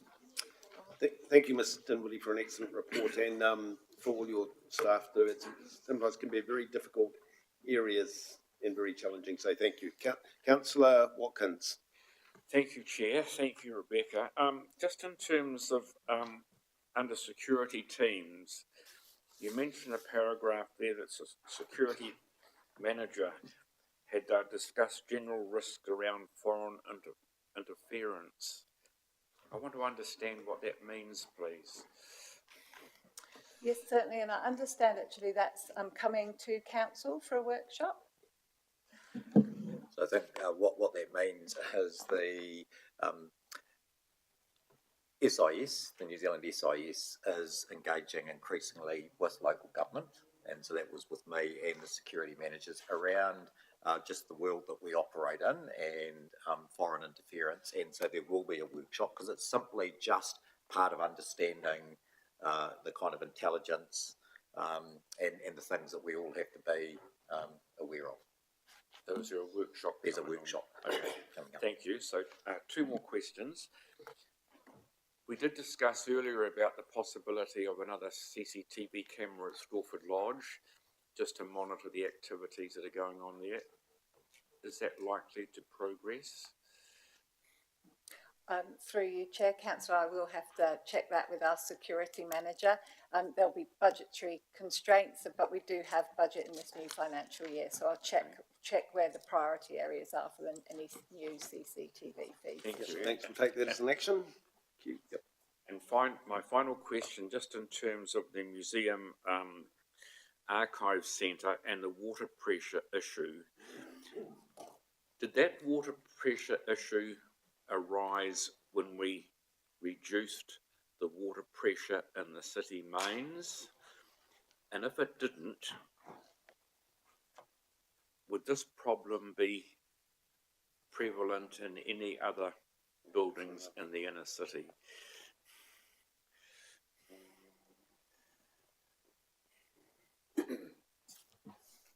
Through you, Chair, I'll have an interjector.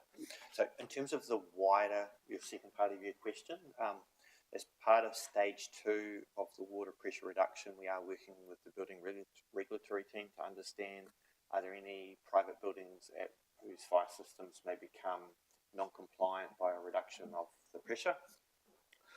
Also included in that is a review around how the fire system designers and advisors have been using system pressures beyond which we guarantee pressure.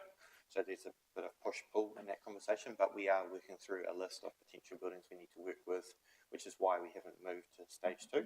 This particular example is not directly related to the stage 1 pressure reduction, and the team have a solution and have been working through the fire design and the operation. Through you, Chair, if I could just run that on this particular building incident, it was always a known risk that when we got to this, or at that point of the project, that the water pressure may not be sufficient. If it was sufficient, we wouldn't need to invest in the pump systems. So it was around getting to a point in time, understanding whether there was an issue or not, and whether money needed to be invested in additional pump capacity to build that pressure as the water came into the facility. So it was a sort of a risk mitigation exercise around timing of any decision that needed to be made around installing the pump to create additional pressure within the building. So that answers my question on the Craig, just in terms of Councillor Watkins. just in terms of the general lowering of water pressure and how it might affect other buildings, will you keep us updated on that, please? Yes. Thank you. Yep, thank you. Councillor Apatu. Mr. Chair, I just have a couple of comments rather than questions, so maybe I can hold those. No, sure you can make comments now. Okay, Yep. I'd just like to thank the team for such a great report and all the activity that's happened. The library stats are so impressive. Bex to the officers and everyone else, thank you so much to the librarians. You provide a safe place for people to be in, and also the learning opportunities, and certainly the multicultural advisory group. There's so much activity happening there. You've been amazing at seeking and finding external funding to carry on. So when we talk about the 4 well-beings, you know, the pressure that we're under, you've been incredible in that space. And not only for Council Mahi, you've also been amazing with other organisations, supporting them to get their own funding as well, particularly around the cyclone recovery. The rangatahi mahi for youth is a highlight for us. We look at nationally, Minister Upston being under so much pressure with our rangatahi unemployment stats being so poor. I just want to acknowledge you all and thank you very much. Yep. Thank you, Councillor Apatu. Well said. Councillor Te Ao Skipworth. Just want to tautoko the commendations. This morning's been very light and uplifting with all the presenters, but in regards to the mahi for youth, so I've got a comment, a consideration and a question, Chair. In regards to mahi for youth, Mayor Sandra and my fellow councillor Anna, we sat in with the staff there, and it's not just about the employment, which is great, but they also help them find housing and navigate the MSD space. So it was really enlightening to know that they're not just, they've got a wraparound service inside there. So I just want to commend them for their mahi. The consideration or maybe an action is in regards to the CCTV cameras. We can put cameras and already spotlight what we already do know about in Stilford Lodge.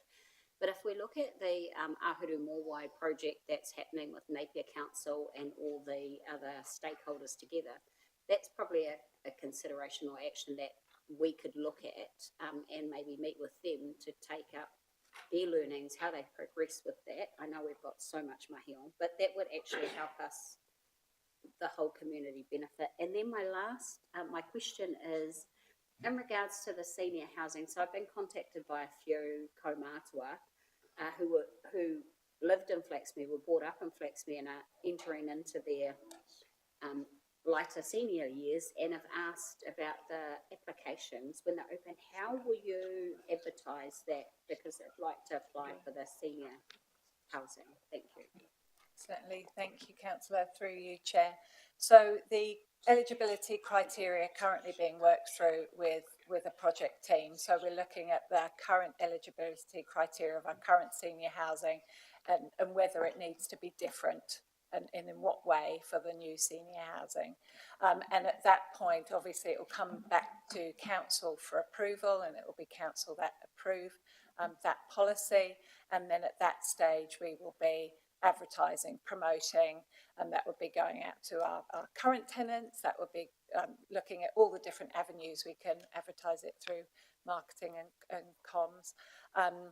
And we were hoping that that would be around that October time. Thank you. Thank you. Councillor Dixon? Yeah, thank you, Chair, and endorse Councillor Apatew's comments. Well said, Hannah. That was really good. And Bex, just one question from me. The Hastings Sports Centre, the outside looks fabulous. The inside looks tired. Are there any plans to renovate or do anything? I know budgets are restricted and tight, but I think it just needs a general spruce up. Any plans? Thank you, Councillor, through you, Chair. It was painted quite recently on the inside.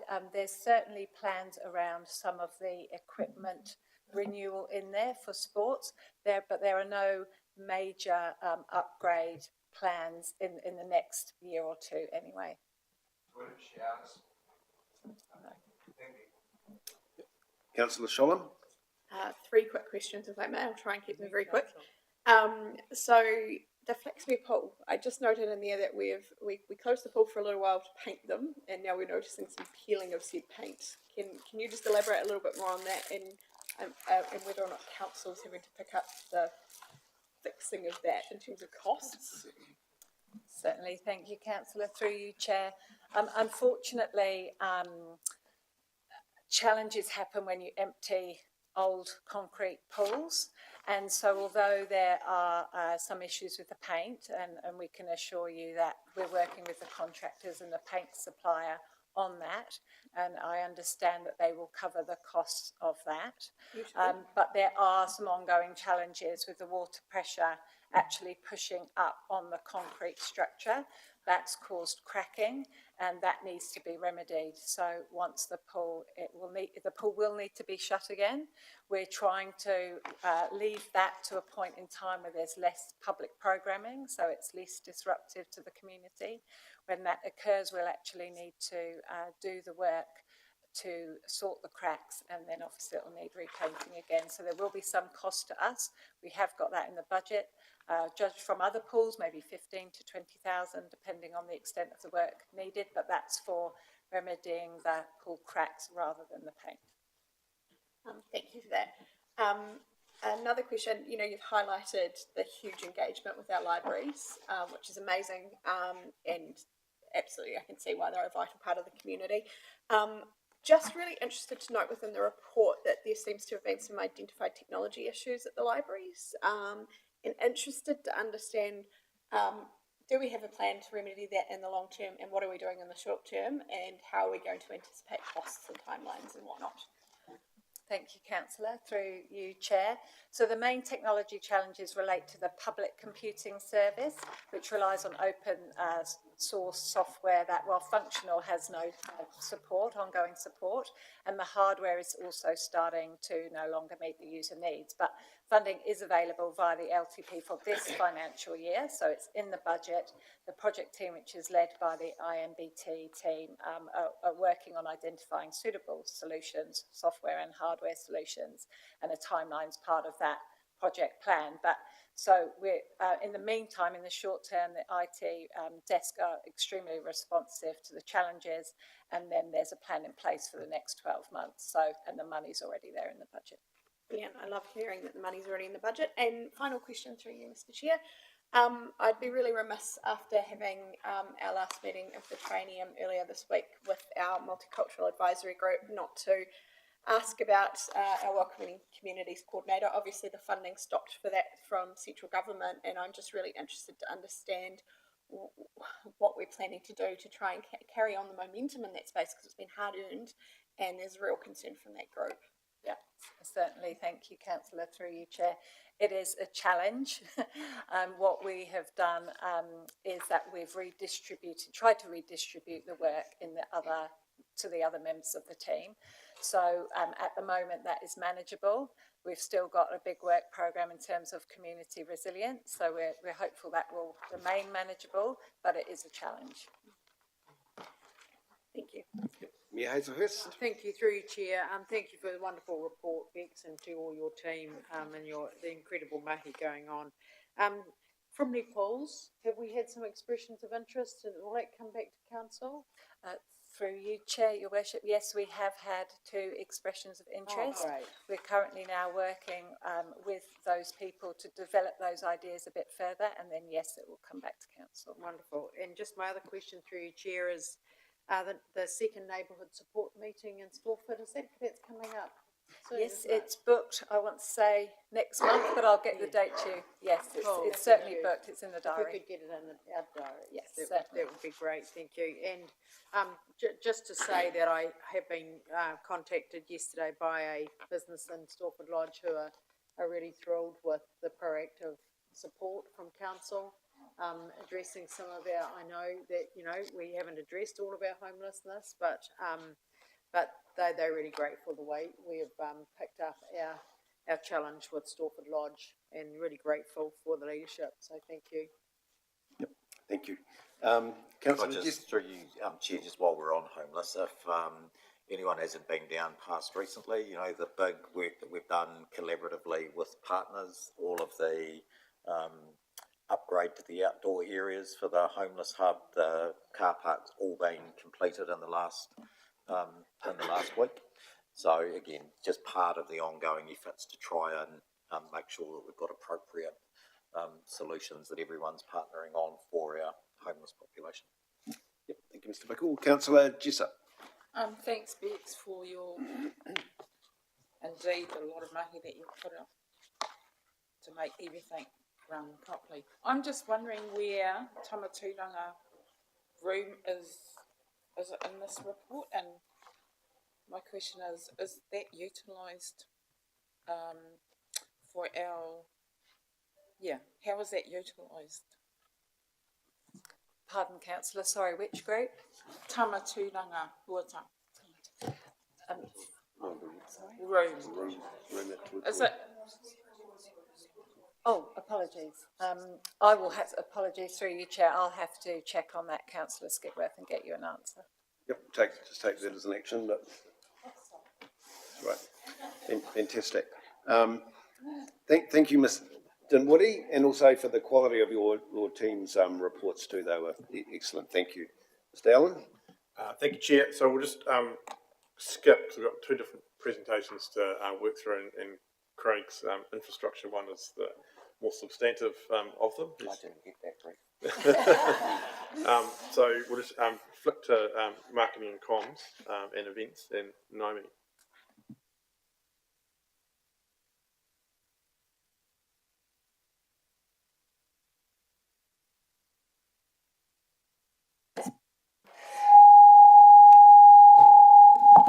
Try that. Apologies. I hope you're all awake now. yeah, screeching in your ear. Yeah, that sounds about right. Mōre and koutou, through you, Chair, just give you a little update on the year that's been for the Marketing, Comms and Engagement Group.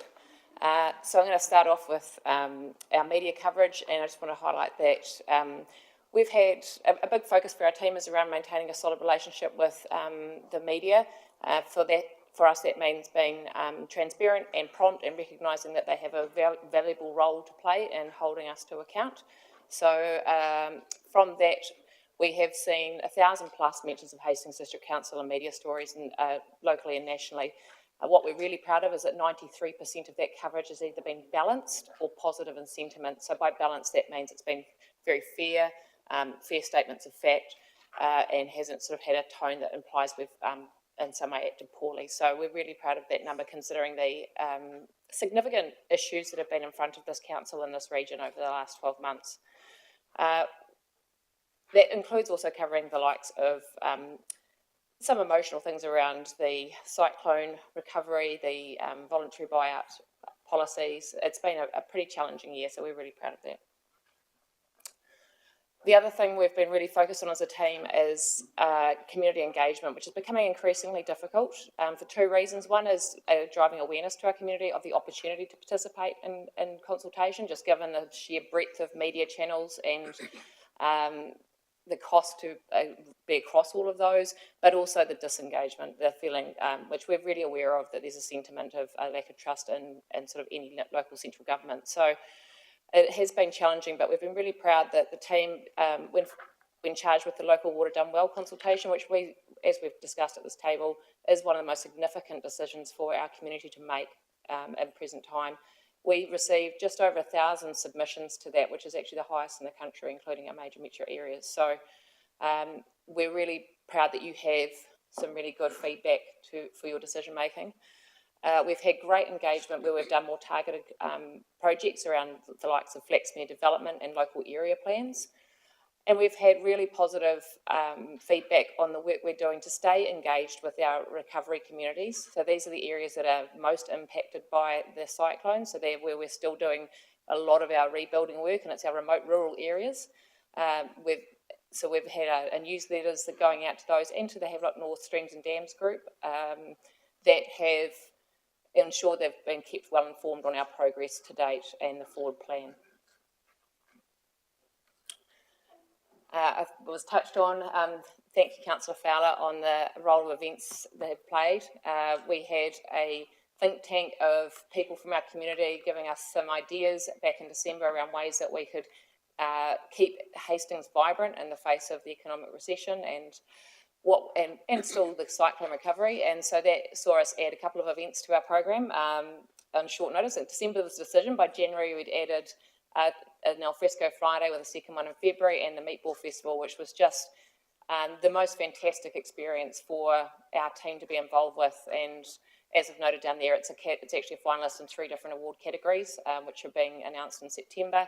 And we're very lucky our own Vicky Roebuck has been nominated as the Event Industry Professional of the Year. So we're very lucky. But that event was a really great chance, not only to give us national coverage, including TVNZ Breakfast and Mike Hosking. We had loads of print in the hospitality sector. But it really engaged our local community, and it was fabulous standing next to a gentleman in a line. He said, my grandson's been going on at me about this event for weeks. I'm so glad it's now here. So that was his grandson there, his daughter, and him there with his friends. And it really is, people were really proud and learned a lot about Hastings, actually. Many people didn't know the history of the meatball. We didn't realise we had our own cheese roll. So that was a really great showcase of how important these things can be. The other thing is community events. We've now finally caught up on the massive backlog we had from COVID on citizenship ceremonies. So there's a lot of people now very proudly calling themselves a New Zealand resident thanks to those ceremonies, and acknowledging through the Civic Awards the great contributions so many people make to Hiratunga Hastings. We really value that. We have committed with Council to finding different ways to fund our events program. We know they're really valuable to the community, but we also know that they come at a cost, and so we've made a real shift in focus. So this year we developed and adopted a corporate partnerships and sponsorship strategy policy, and we've got a working group that just established. we've actually managed to get quite a bit of, we got some good sponsorship through last year, which really took the pressure off our budget. Even though we'd added some unbudgeted activity, they ended up coming in under budget for the year. So we're really pleased with how that's run. We've continued to support external events, our 34 community events, and that includes the likes of Hawke's Bay Marathon, which brought in 8,000 people to the start line. 72% of those were out of the region. And to give you an idea of the fact they don't travel alone, there were 25,000 people at the finish line at Elephant Hill. So that's all people coming and experiencing Heretaunga Hastings, getting on the buses at our beautiful Tomoana showgrounds, coming to the farmers market. So the role we play in supporting external events is really critical.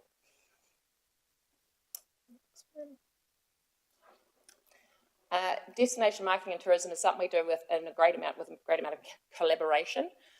So we work with Hawke's Bay Tourism, we work with the business associations, particularly around hosting for mills. So that's where we get wonderful writers and journalists and tour operators to come and experience what we have to offer, and it's generated some really positive feedback.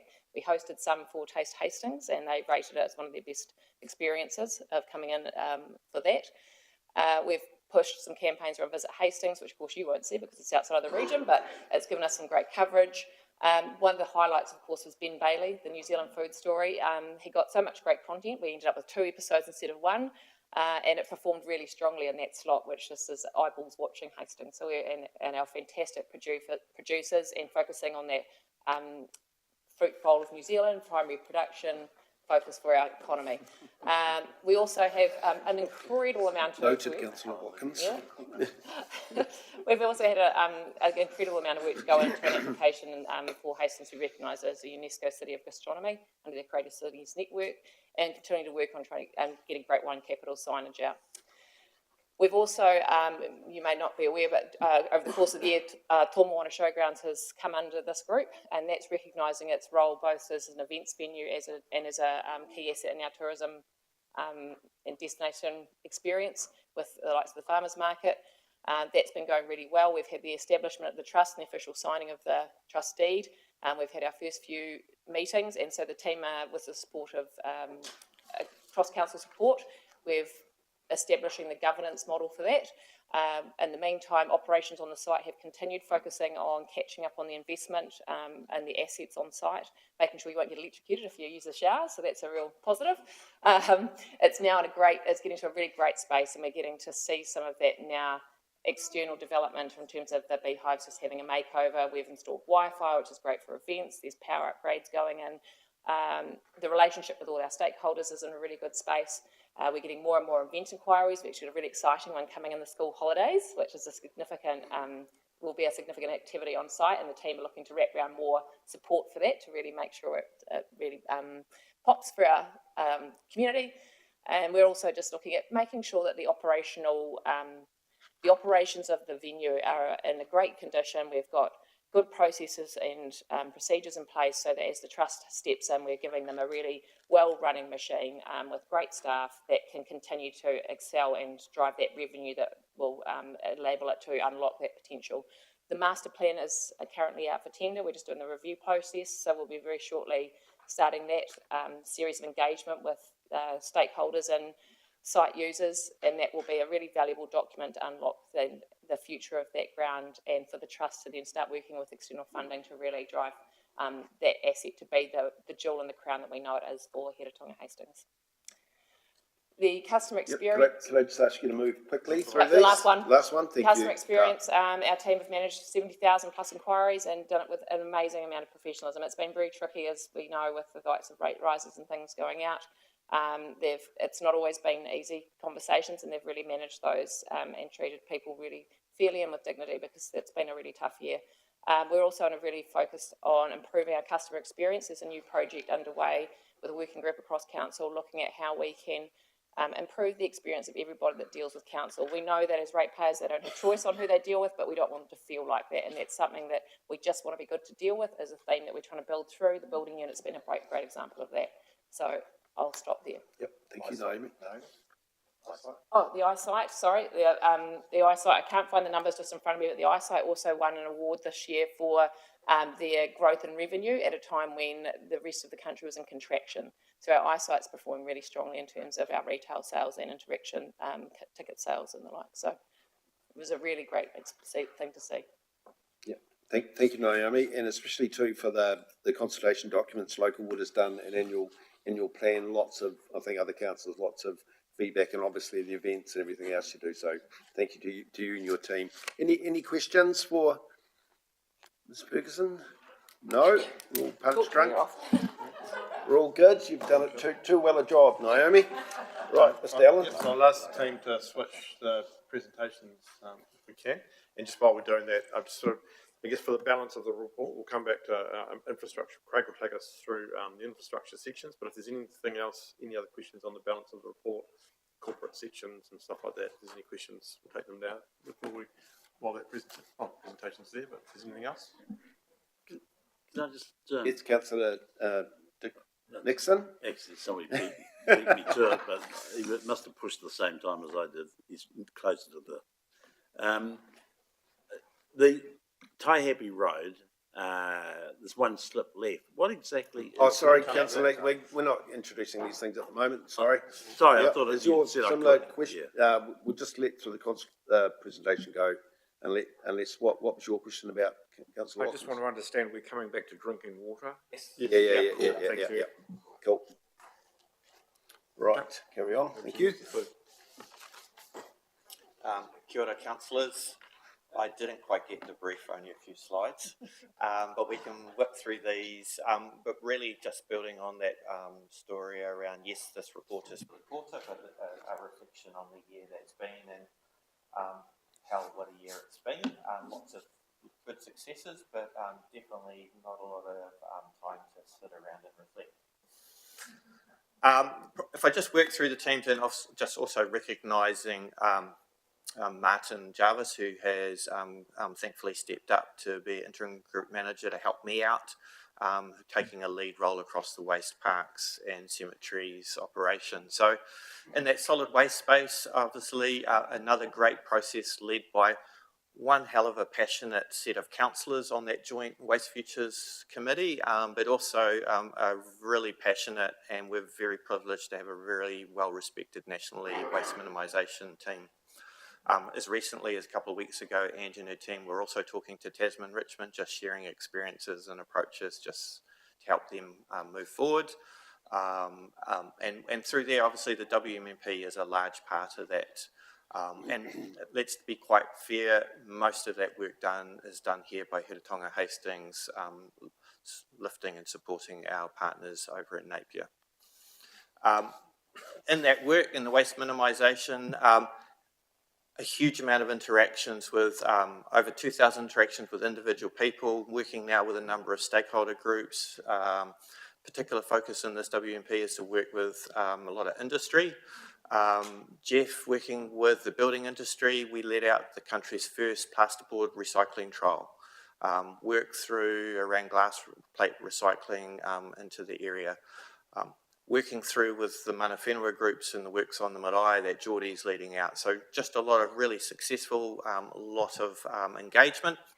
And it's really great to have the Education Centre going full bore and the school groups back out at the landfill, because there's nothing like seeing it, to feel it, to understand how much our households throw out. Despite all the efforts of doing all that recycling and diversion and distraction, we still need a place to put the things that need to be put in a safe place. And it was great this year, Martin, Kristen, with the assistance of Herman, that the landfill development, that new cell is now substantially open. And that protects our district, both Hastings and Napier, in terms of having a safe place to put the community's refuse that cannot be repurposed in other ways. A significant project and achievement. This photo is just a little bit older, and within months, once we get spring, all that scarring will turn back to grass, the planting plans and so forth will happen. So we'll slowly start to see waste move into that later in the next financial year. We've still got existing space in the existing area. And also to note, the arrangement we've set up with Wairoa District Council, they brought their first load of refuse as a trial in the last couple of weeks. That arrangement will last for 3 years, whilst Wairoa work through their future planning options to have a place to take their own waste to. And that'll be an ongoing conversation with Heretaunga Hastings and Ahuriri in Napier. Moving quickly into our beautiful parks and properties. Lots of activity from this team again. A lot of renewals this year. Obviously, as we went through and worked through with council and the LTP, a lot of the new things was stripped out of the budgets to try and keep rates down, but that doesn't take away the need for renewals. Just for context, the parks value up at over just short of $90 million worth of park assets. Now, that's not any buildings, that's trees, it's gardens, it's retaining walls, it's car parks. And the annual depreciation for the park activity for renewals is over $3 million a year. And so when you have thousands of things, lots of them, it all adds up. And so it's important that we carry on renewing. I mean, big ones in this space, obviously the renewal of the paving at Civic Square, the work that we did on Ngā Pauhera as per our contract, and keeping them in the future, the work and across the upgrades, street upgrades in Havelock North, the King Street work, the refurbishment of the Hamoana courts, and the playground progress. Some of the playgrounds can take a little bit longer. Te Wanga and Councillor Corbyn and will be aware, Te Wanga we went to build many years ago and they didn't like the design, so it got redesigned. That's still working through the community conversation around that playground itself. And Grant Street was a little bit late starting, but is underway. But the team balanced budgets through that by procuring the key materials and also procuring some of the work that will happen this year. So just to be able to work through that. Lots of activity in the parks, building on Rebecca's commentary. Just even at the at Te Makaramu, the Kumu kiosk, that had over 467 bookings and saw over 7,000 people go through that. Huge amount of activity from that refurbished centre. We've replaced just short of 7,000 of the shrubs across our gardens, and so that's that renewal, that progress work, and we've retained our Green Flag Awards across a range of our parks.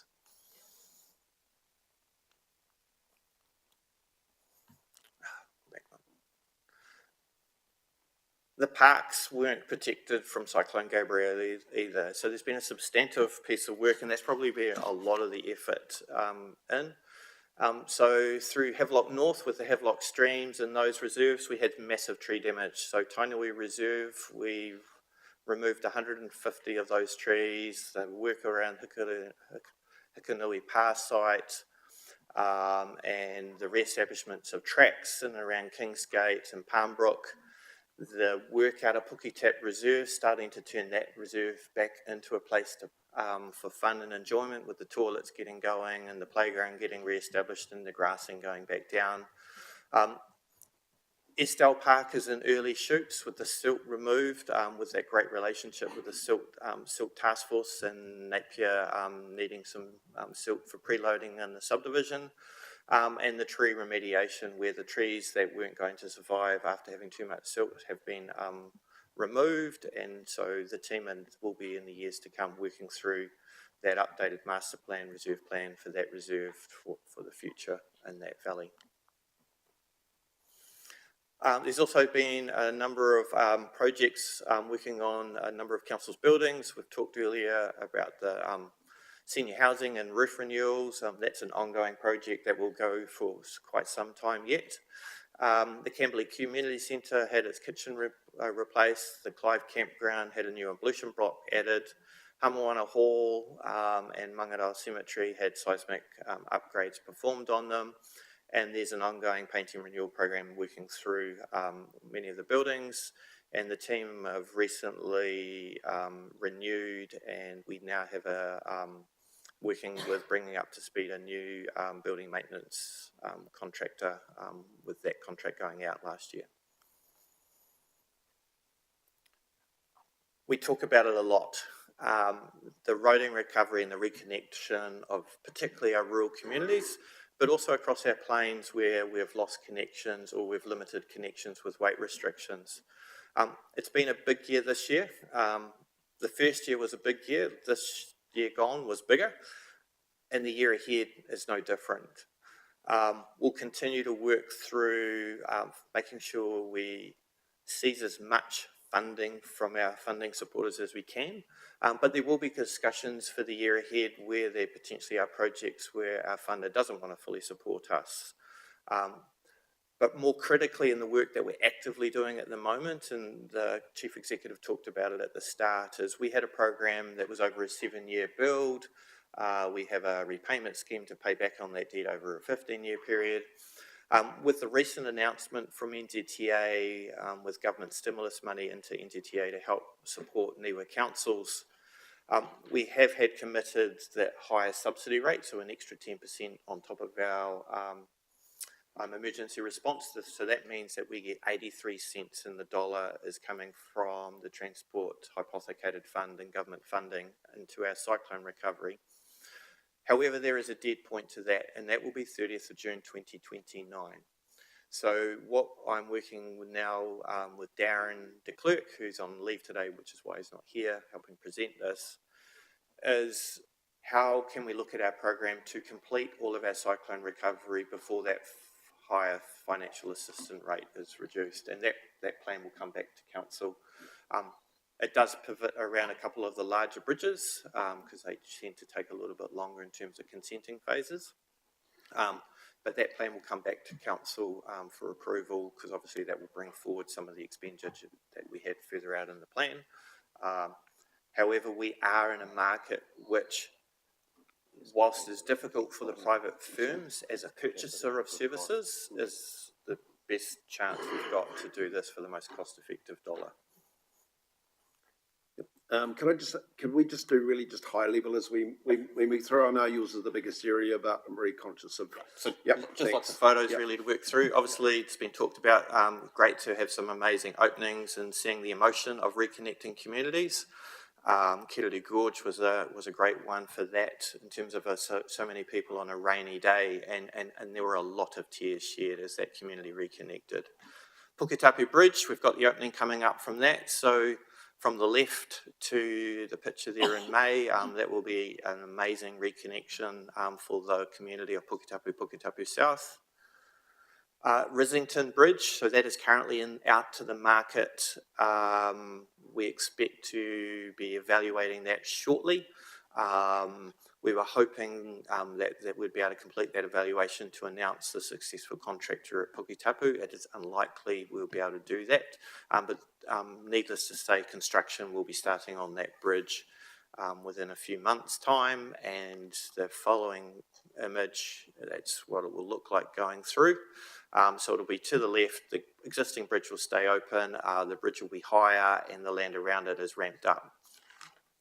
The contract that we let will give an opportunity to allow the successful tenderer to then price with us to complete Dartmoor Bridge, and so that helps speed up the delivery of Dartmoor Bridge. We've aligned the designs with a lot of common components to look for drive efficiencies out of that construction, and also to make that easier to run one contractor over two.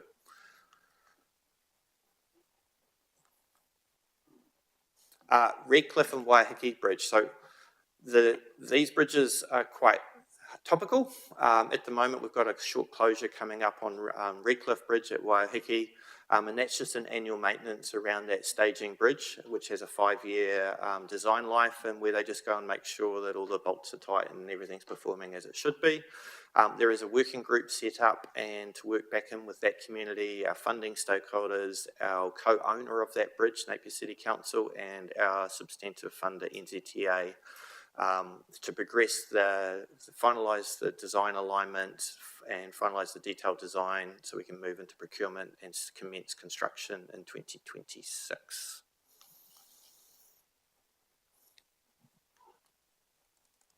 Highly topical. Every time we release a great story around bridge openings, Brookfields Bridge comes up. So probably just a key message is this council has funding for the feasibility work, design work and construction work in your LTP. To my earlier comment, we will need to talk about bringing that forward to stay inside that funding period. The process we're in at the moment, we have met with NZTA and with Napier around what is the business case process and the hurdles we need to step over to get on with this bridge.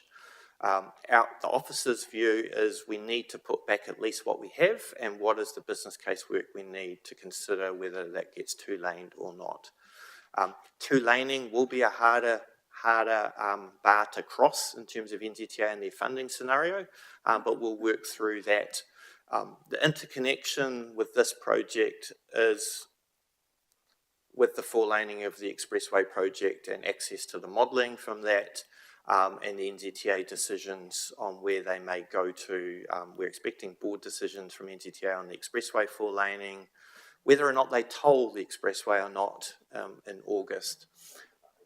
And so if they choose to toll, they probably won't support us to add more capacity to Brookfields Bridge and put two-lane, because they would see that as a revenue reduction in running routes. So there is an interconnection with us and our funding partners, but just, I guess, for reassure, particularly any of the community listening to this session, is Brookfield Bridge is not forgotten.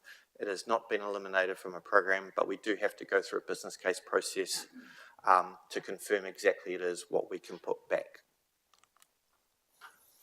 And a number of other bridges that are in progress, working through design options, particularly around scale and scope for some of those bridges with lower traffic counts, and around making sure we can seek and successfully obtain the funding support from our funding partner NZTA. Culverts.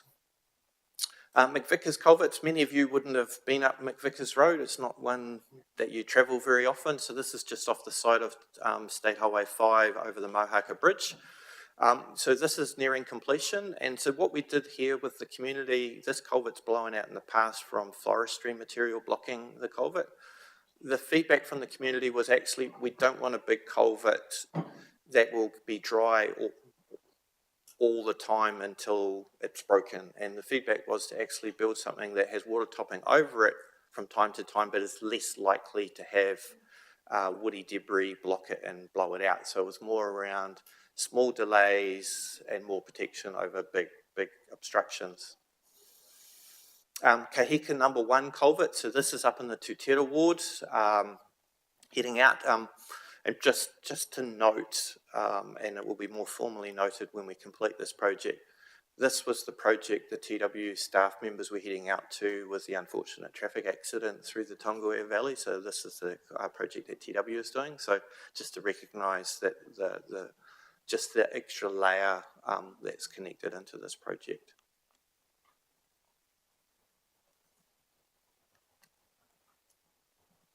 Yep, I'm going to give you 5 minutes. Sorry. Pātoka Culvert, that's progressing well with Hicks, and so well that we're just looking at negotiating with them the next one along the road to expedite that progress. Crystal Twin, you know, that we've built. Kirapaponga Bridge, the repairs are now completed on our boundary bridge that we share with Rangatiki, so the abutments are now secure. And we were just working through with Doc on some tree removals for future resilience. Swamp Cutting Bridge, we've also finished the repairs in and around that bridge, and obviously removed a lot of that woody debris that had built up, and a lot of abutment work just to protect that. You're aware of the large slip on Dartmoor Road that's been remediated. Glengarry road slip package, this is one of the earlier slip packages. All of the sites on that road have been completed.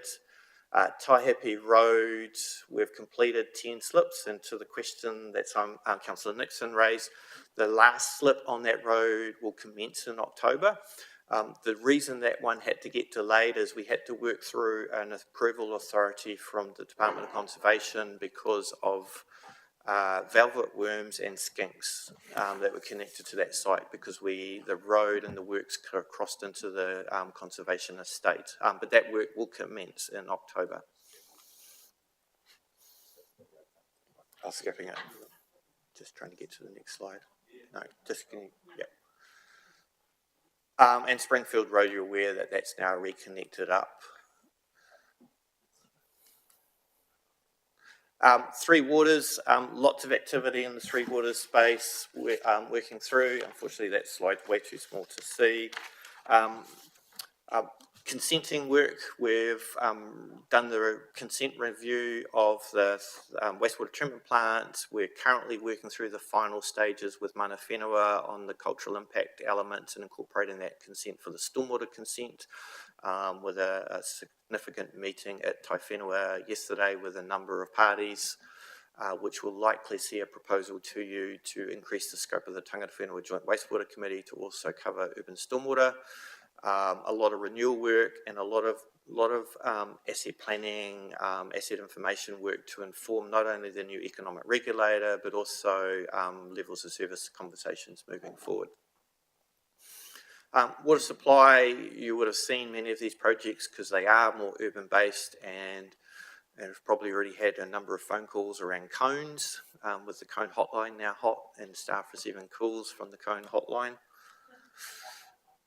A number of projects right across the district, a Mahu Road, which is ongoing, the Eskridge booster pump station to deal with the pressure out there, the Waipariki, we've now swapped from chlorine to chlorine gas, which has dealt with the issue we had with disinfectant byproducts on that particular supply, removing that non-compliance. The lots of renewals in and around town and out along Remains Drive, which will also support that growth and development, and a renewal of the Tipahui water supply, the falling main that comes down from the spring into the Tipahui community. Urban stormwater, as I mentioned, we've been working through the consent process. It was great to have completed the work in the open day and the great work, not only in the construction, but the work Paige did working with the community.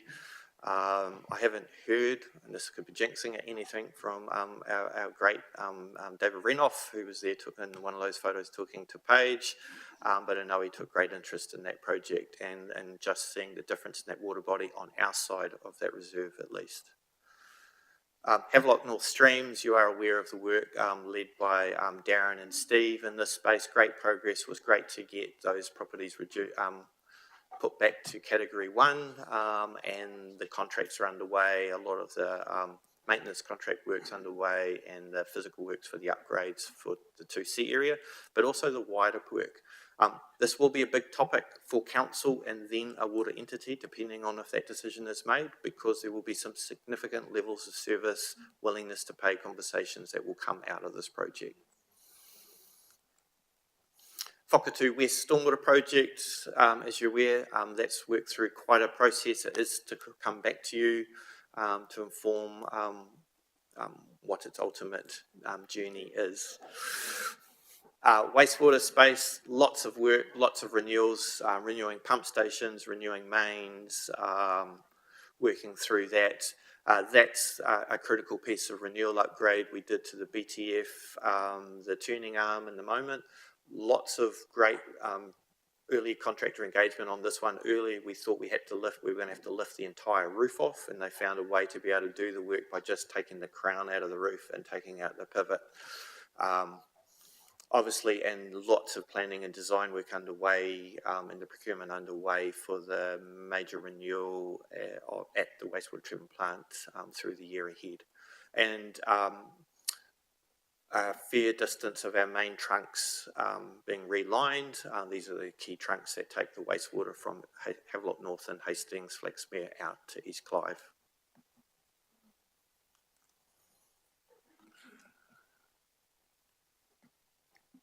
And probably just the last piece to add in the wastewater space, so I didn't have a picture for it. There's also been a significant capital upgrade to support our growth with the work that Graham Hanson's been leading out. Somewhere in the order of about $6 million spent so far on that project, despite good international shipping challenges through that work. And that's creating the space for our wastewater system to not only support the growth out at Flaxmere, but also creating space to enable us to allow for the urban densification through the wider Hastings area by diverting wastewater that was coming across from the west into the centre of town by skirting around the edge, which will help us meet our densification targets. Thank you, Mr. Fu. Obviously, there's a lot happening in your your area, as we know. And can be very dizzying for us, let alone you and your staff, so it's very, very comprehensive. Councillors, I'm aware that we haven't had a break, it's 2.5 hours, and I know you'll want to ask Craig some questions, so what's your appetite for like it's an accountant talking here, a 7-minute break? Yeah. Well, who wants to do questions? Okay, we're gonna keep going. Yep, for questions. Yep. Right, questions. There are none. Happy to move. Councillor Butto. Happy to move. Okay, thank you. Second, Mayor Hazelhurst. All those in favour? Aye. Against? Carried. And just before we have a break. Well, just through you, Chair, Yep. just on behalf of us all, and to acknowledge first and foremost our councillors who, when we see all of those subcommittees, work programs, tireless work that is required for us under the Local Government Act, and also for us wanting to do the best for our people, I just want to acknowledge everybody's work. It's an amazing presentation today. It's just highlighted, you know, the services and 44 services and programs that we offer our community, the enormous amount of facilities that we care for and look after, the huge amount of recovery and rebuilding, and then building for a growing district. It's an amazing journey, and we all look a bit older and a bit different when we started in some of those photos, and I'm not surprised. But, you know, we can be incredibly proud. And while councils, there's 2 mayors talking on national radio today about rates and capping and so forth and so on, but the conversation with our community is for them to tell us what's important and to hear from them about, you know, how much we spend and where we spend it. But to see this presentation today, on behalf of us all, can I thank our exec team for your leadership, for your incredibly hard mahi. It's a thankless job sometimes, but when we see the record of all those images and photos up there, and all the people smiling, and the changes of their lives that we've made, it's all worth it. So thank you for your wonderful work. Yep. Thank you, Mayor Hazelhurst. There are no minor items, there are no urgent items, so I now ask Mr. Allen to give the justification for going into PX, please. Through you, Chair, so the PX item is detailing a number of legal issues that we have. Councillor Watkins. Excuse me, Mr. Chair, I did ask about drinking water. Yep, sure, okay, you can. Is that coming up or? No, we've done it. Did you want to ask that now, before we go into PX? I would like to ask it if I may. Far away, yep. There were two dosing faults recorded. I'd just like to know whether that was due to mechanical or manual operations.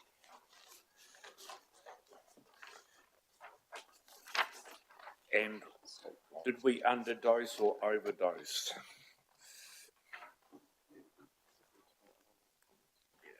And the drinking water summary.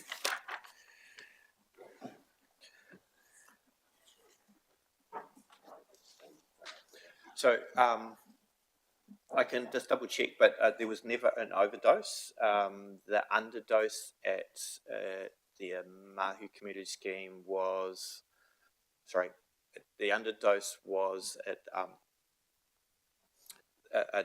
another meter stopped. Sorry, let me go back. I'll get you the detail of exactly the flow, but there was no overdose and there was no health impacts from any of those issues, and the plants, when they underdose, shut down. Yep. Would you be happy, Councillor Watkins, to get for an action just to bring that back to you? Yes, I would. Okay, we'll leave it at that. Yep, thank you. Thank you. Thank you. Mr. Allen, will... So the PX report contains legally privileged information that we're about to share with council. So on that basis, we've recommended that it's public disclosure. Yep. Thank you. Moved by Councillor Scholem and seconded by Mayor Hazelhurst. All those in favour? Against? Yep. And thank you for the for the public for tuning in today for our live streaming session as we went through our performance and monitoring for the year activities for the year. So thank you for joining us.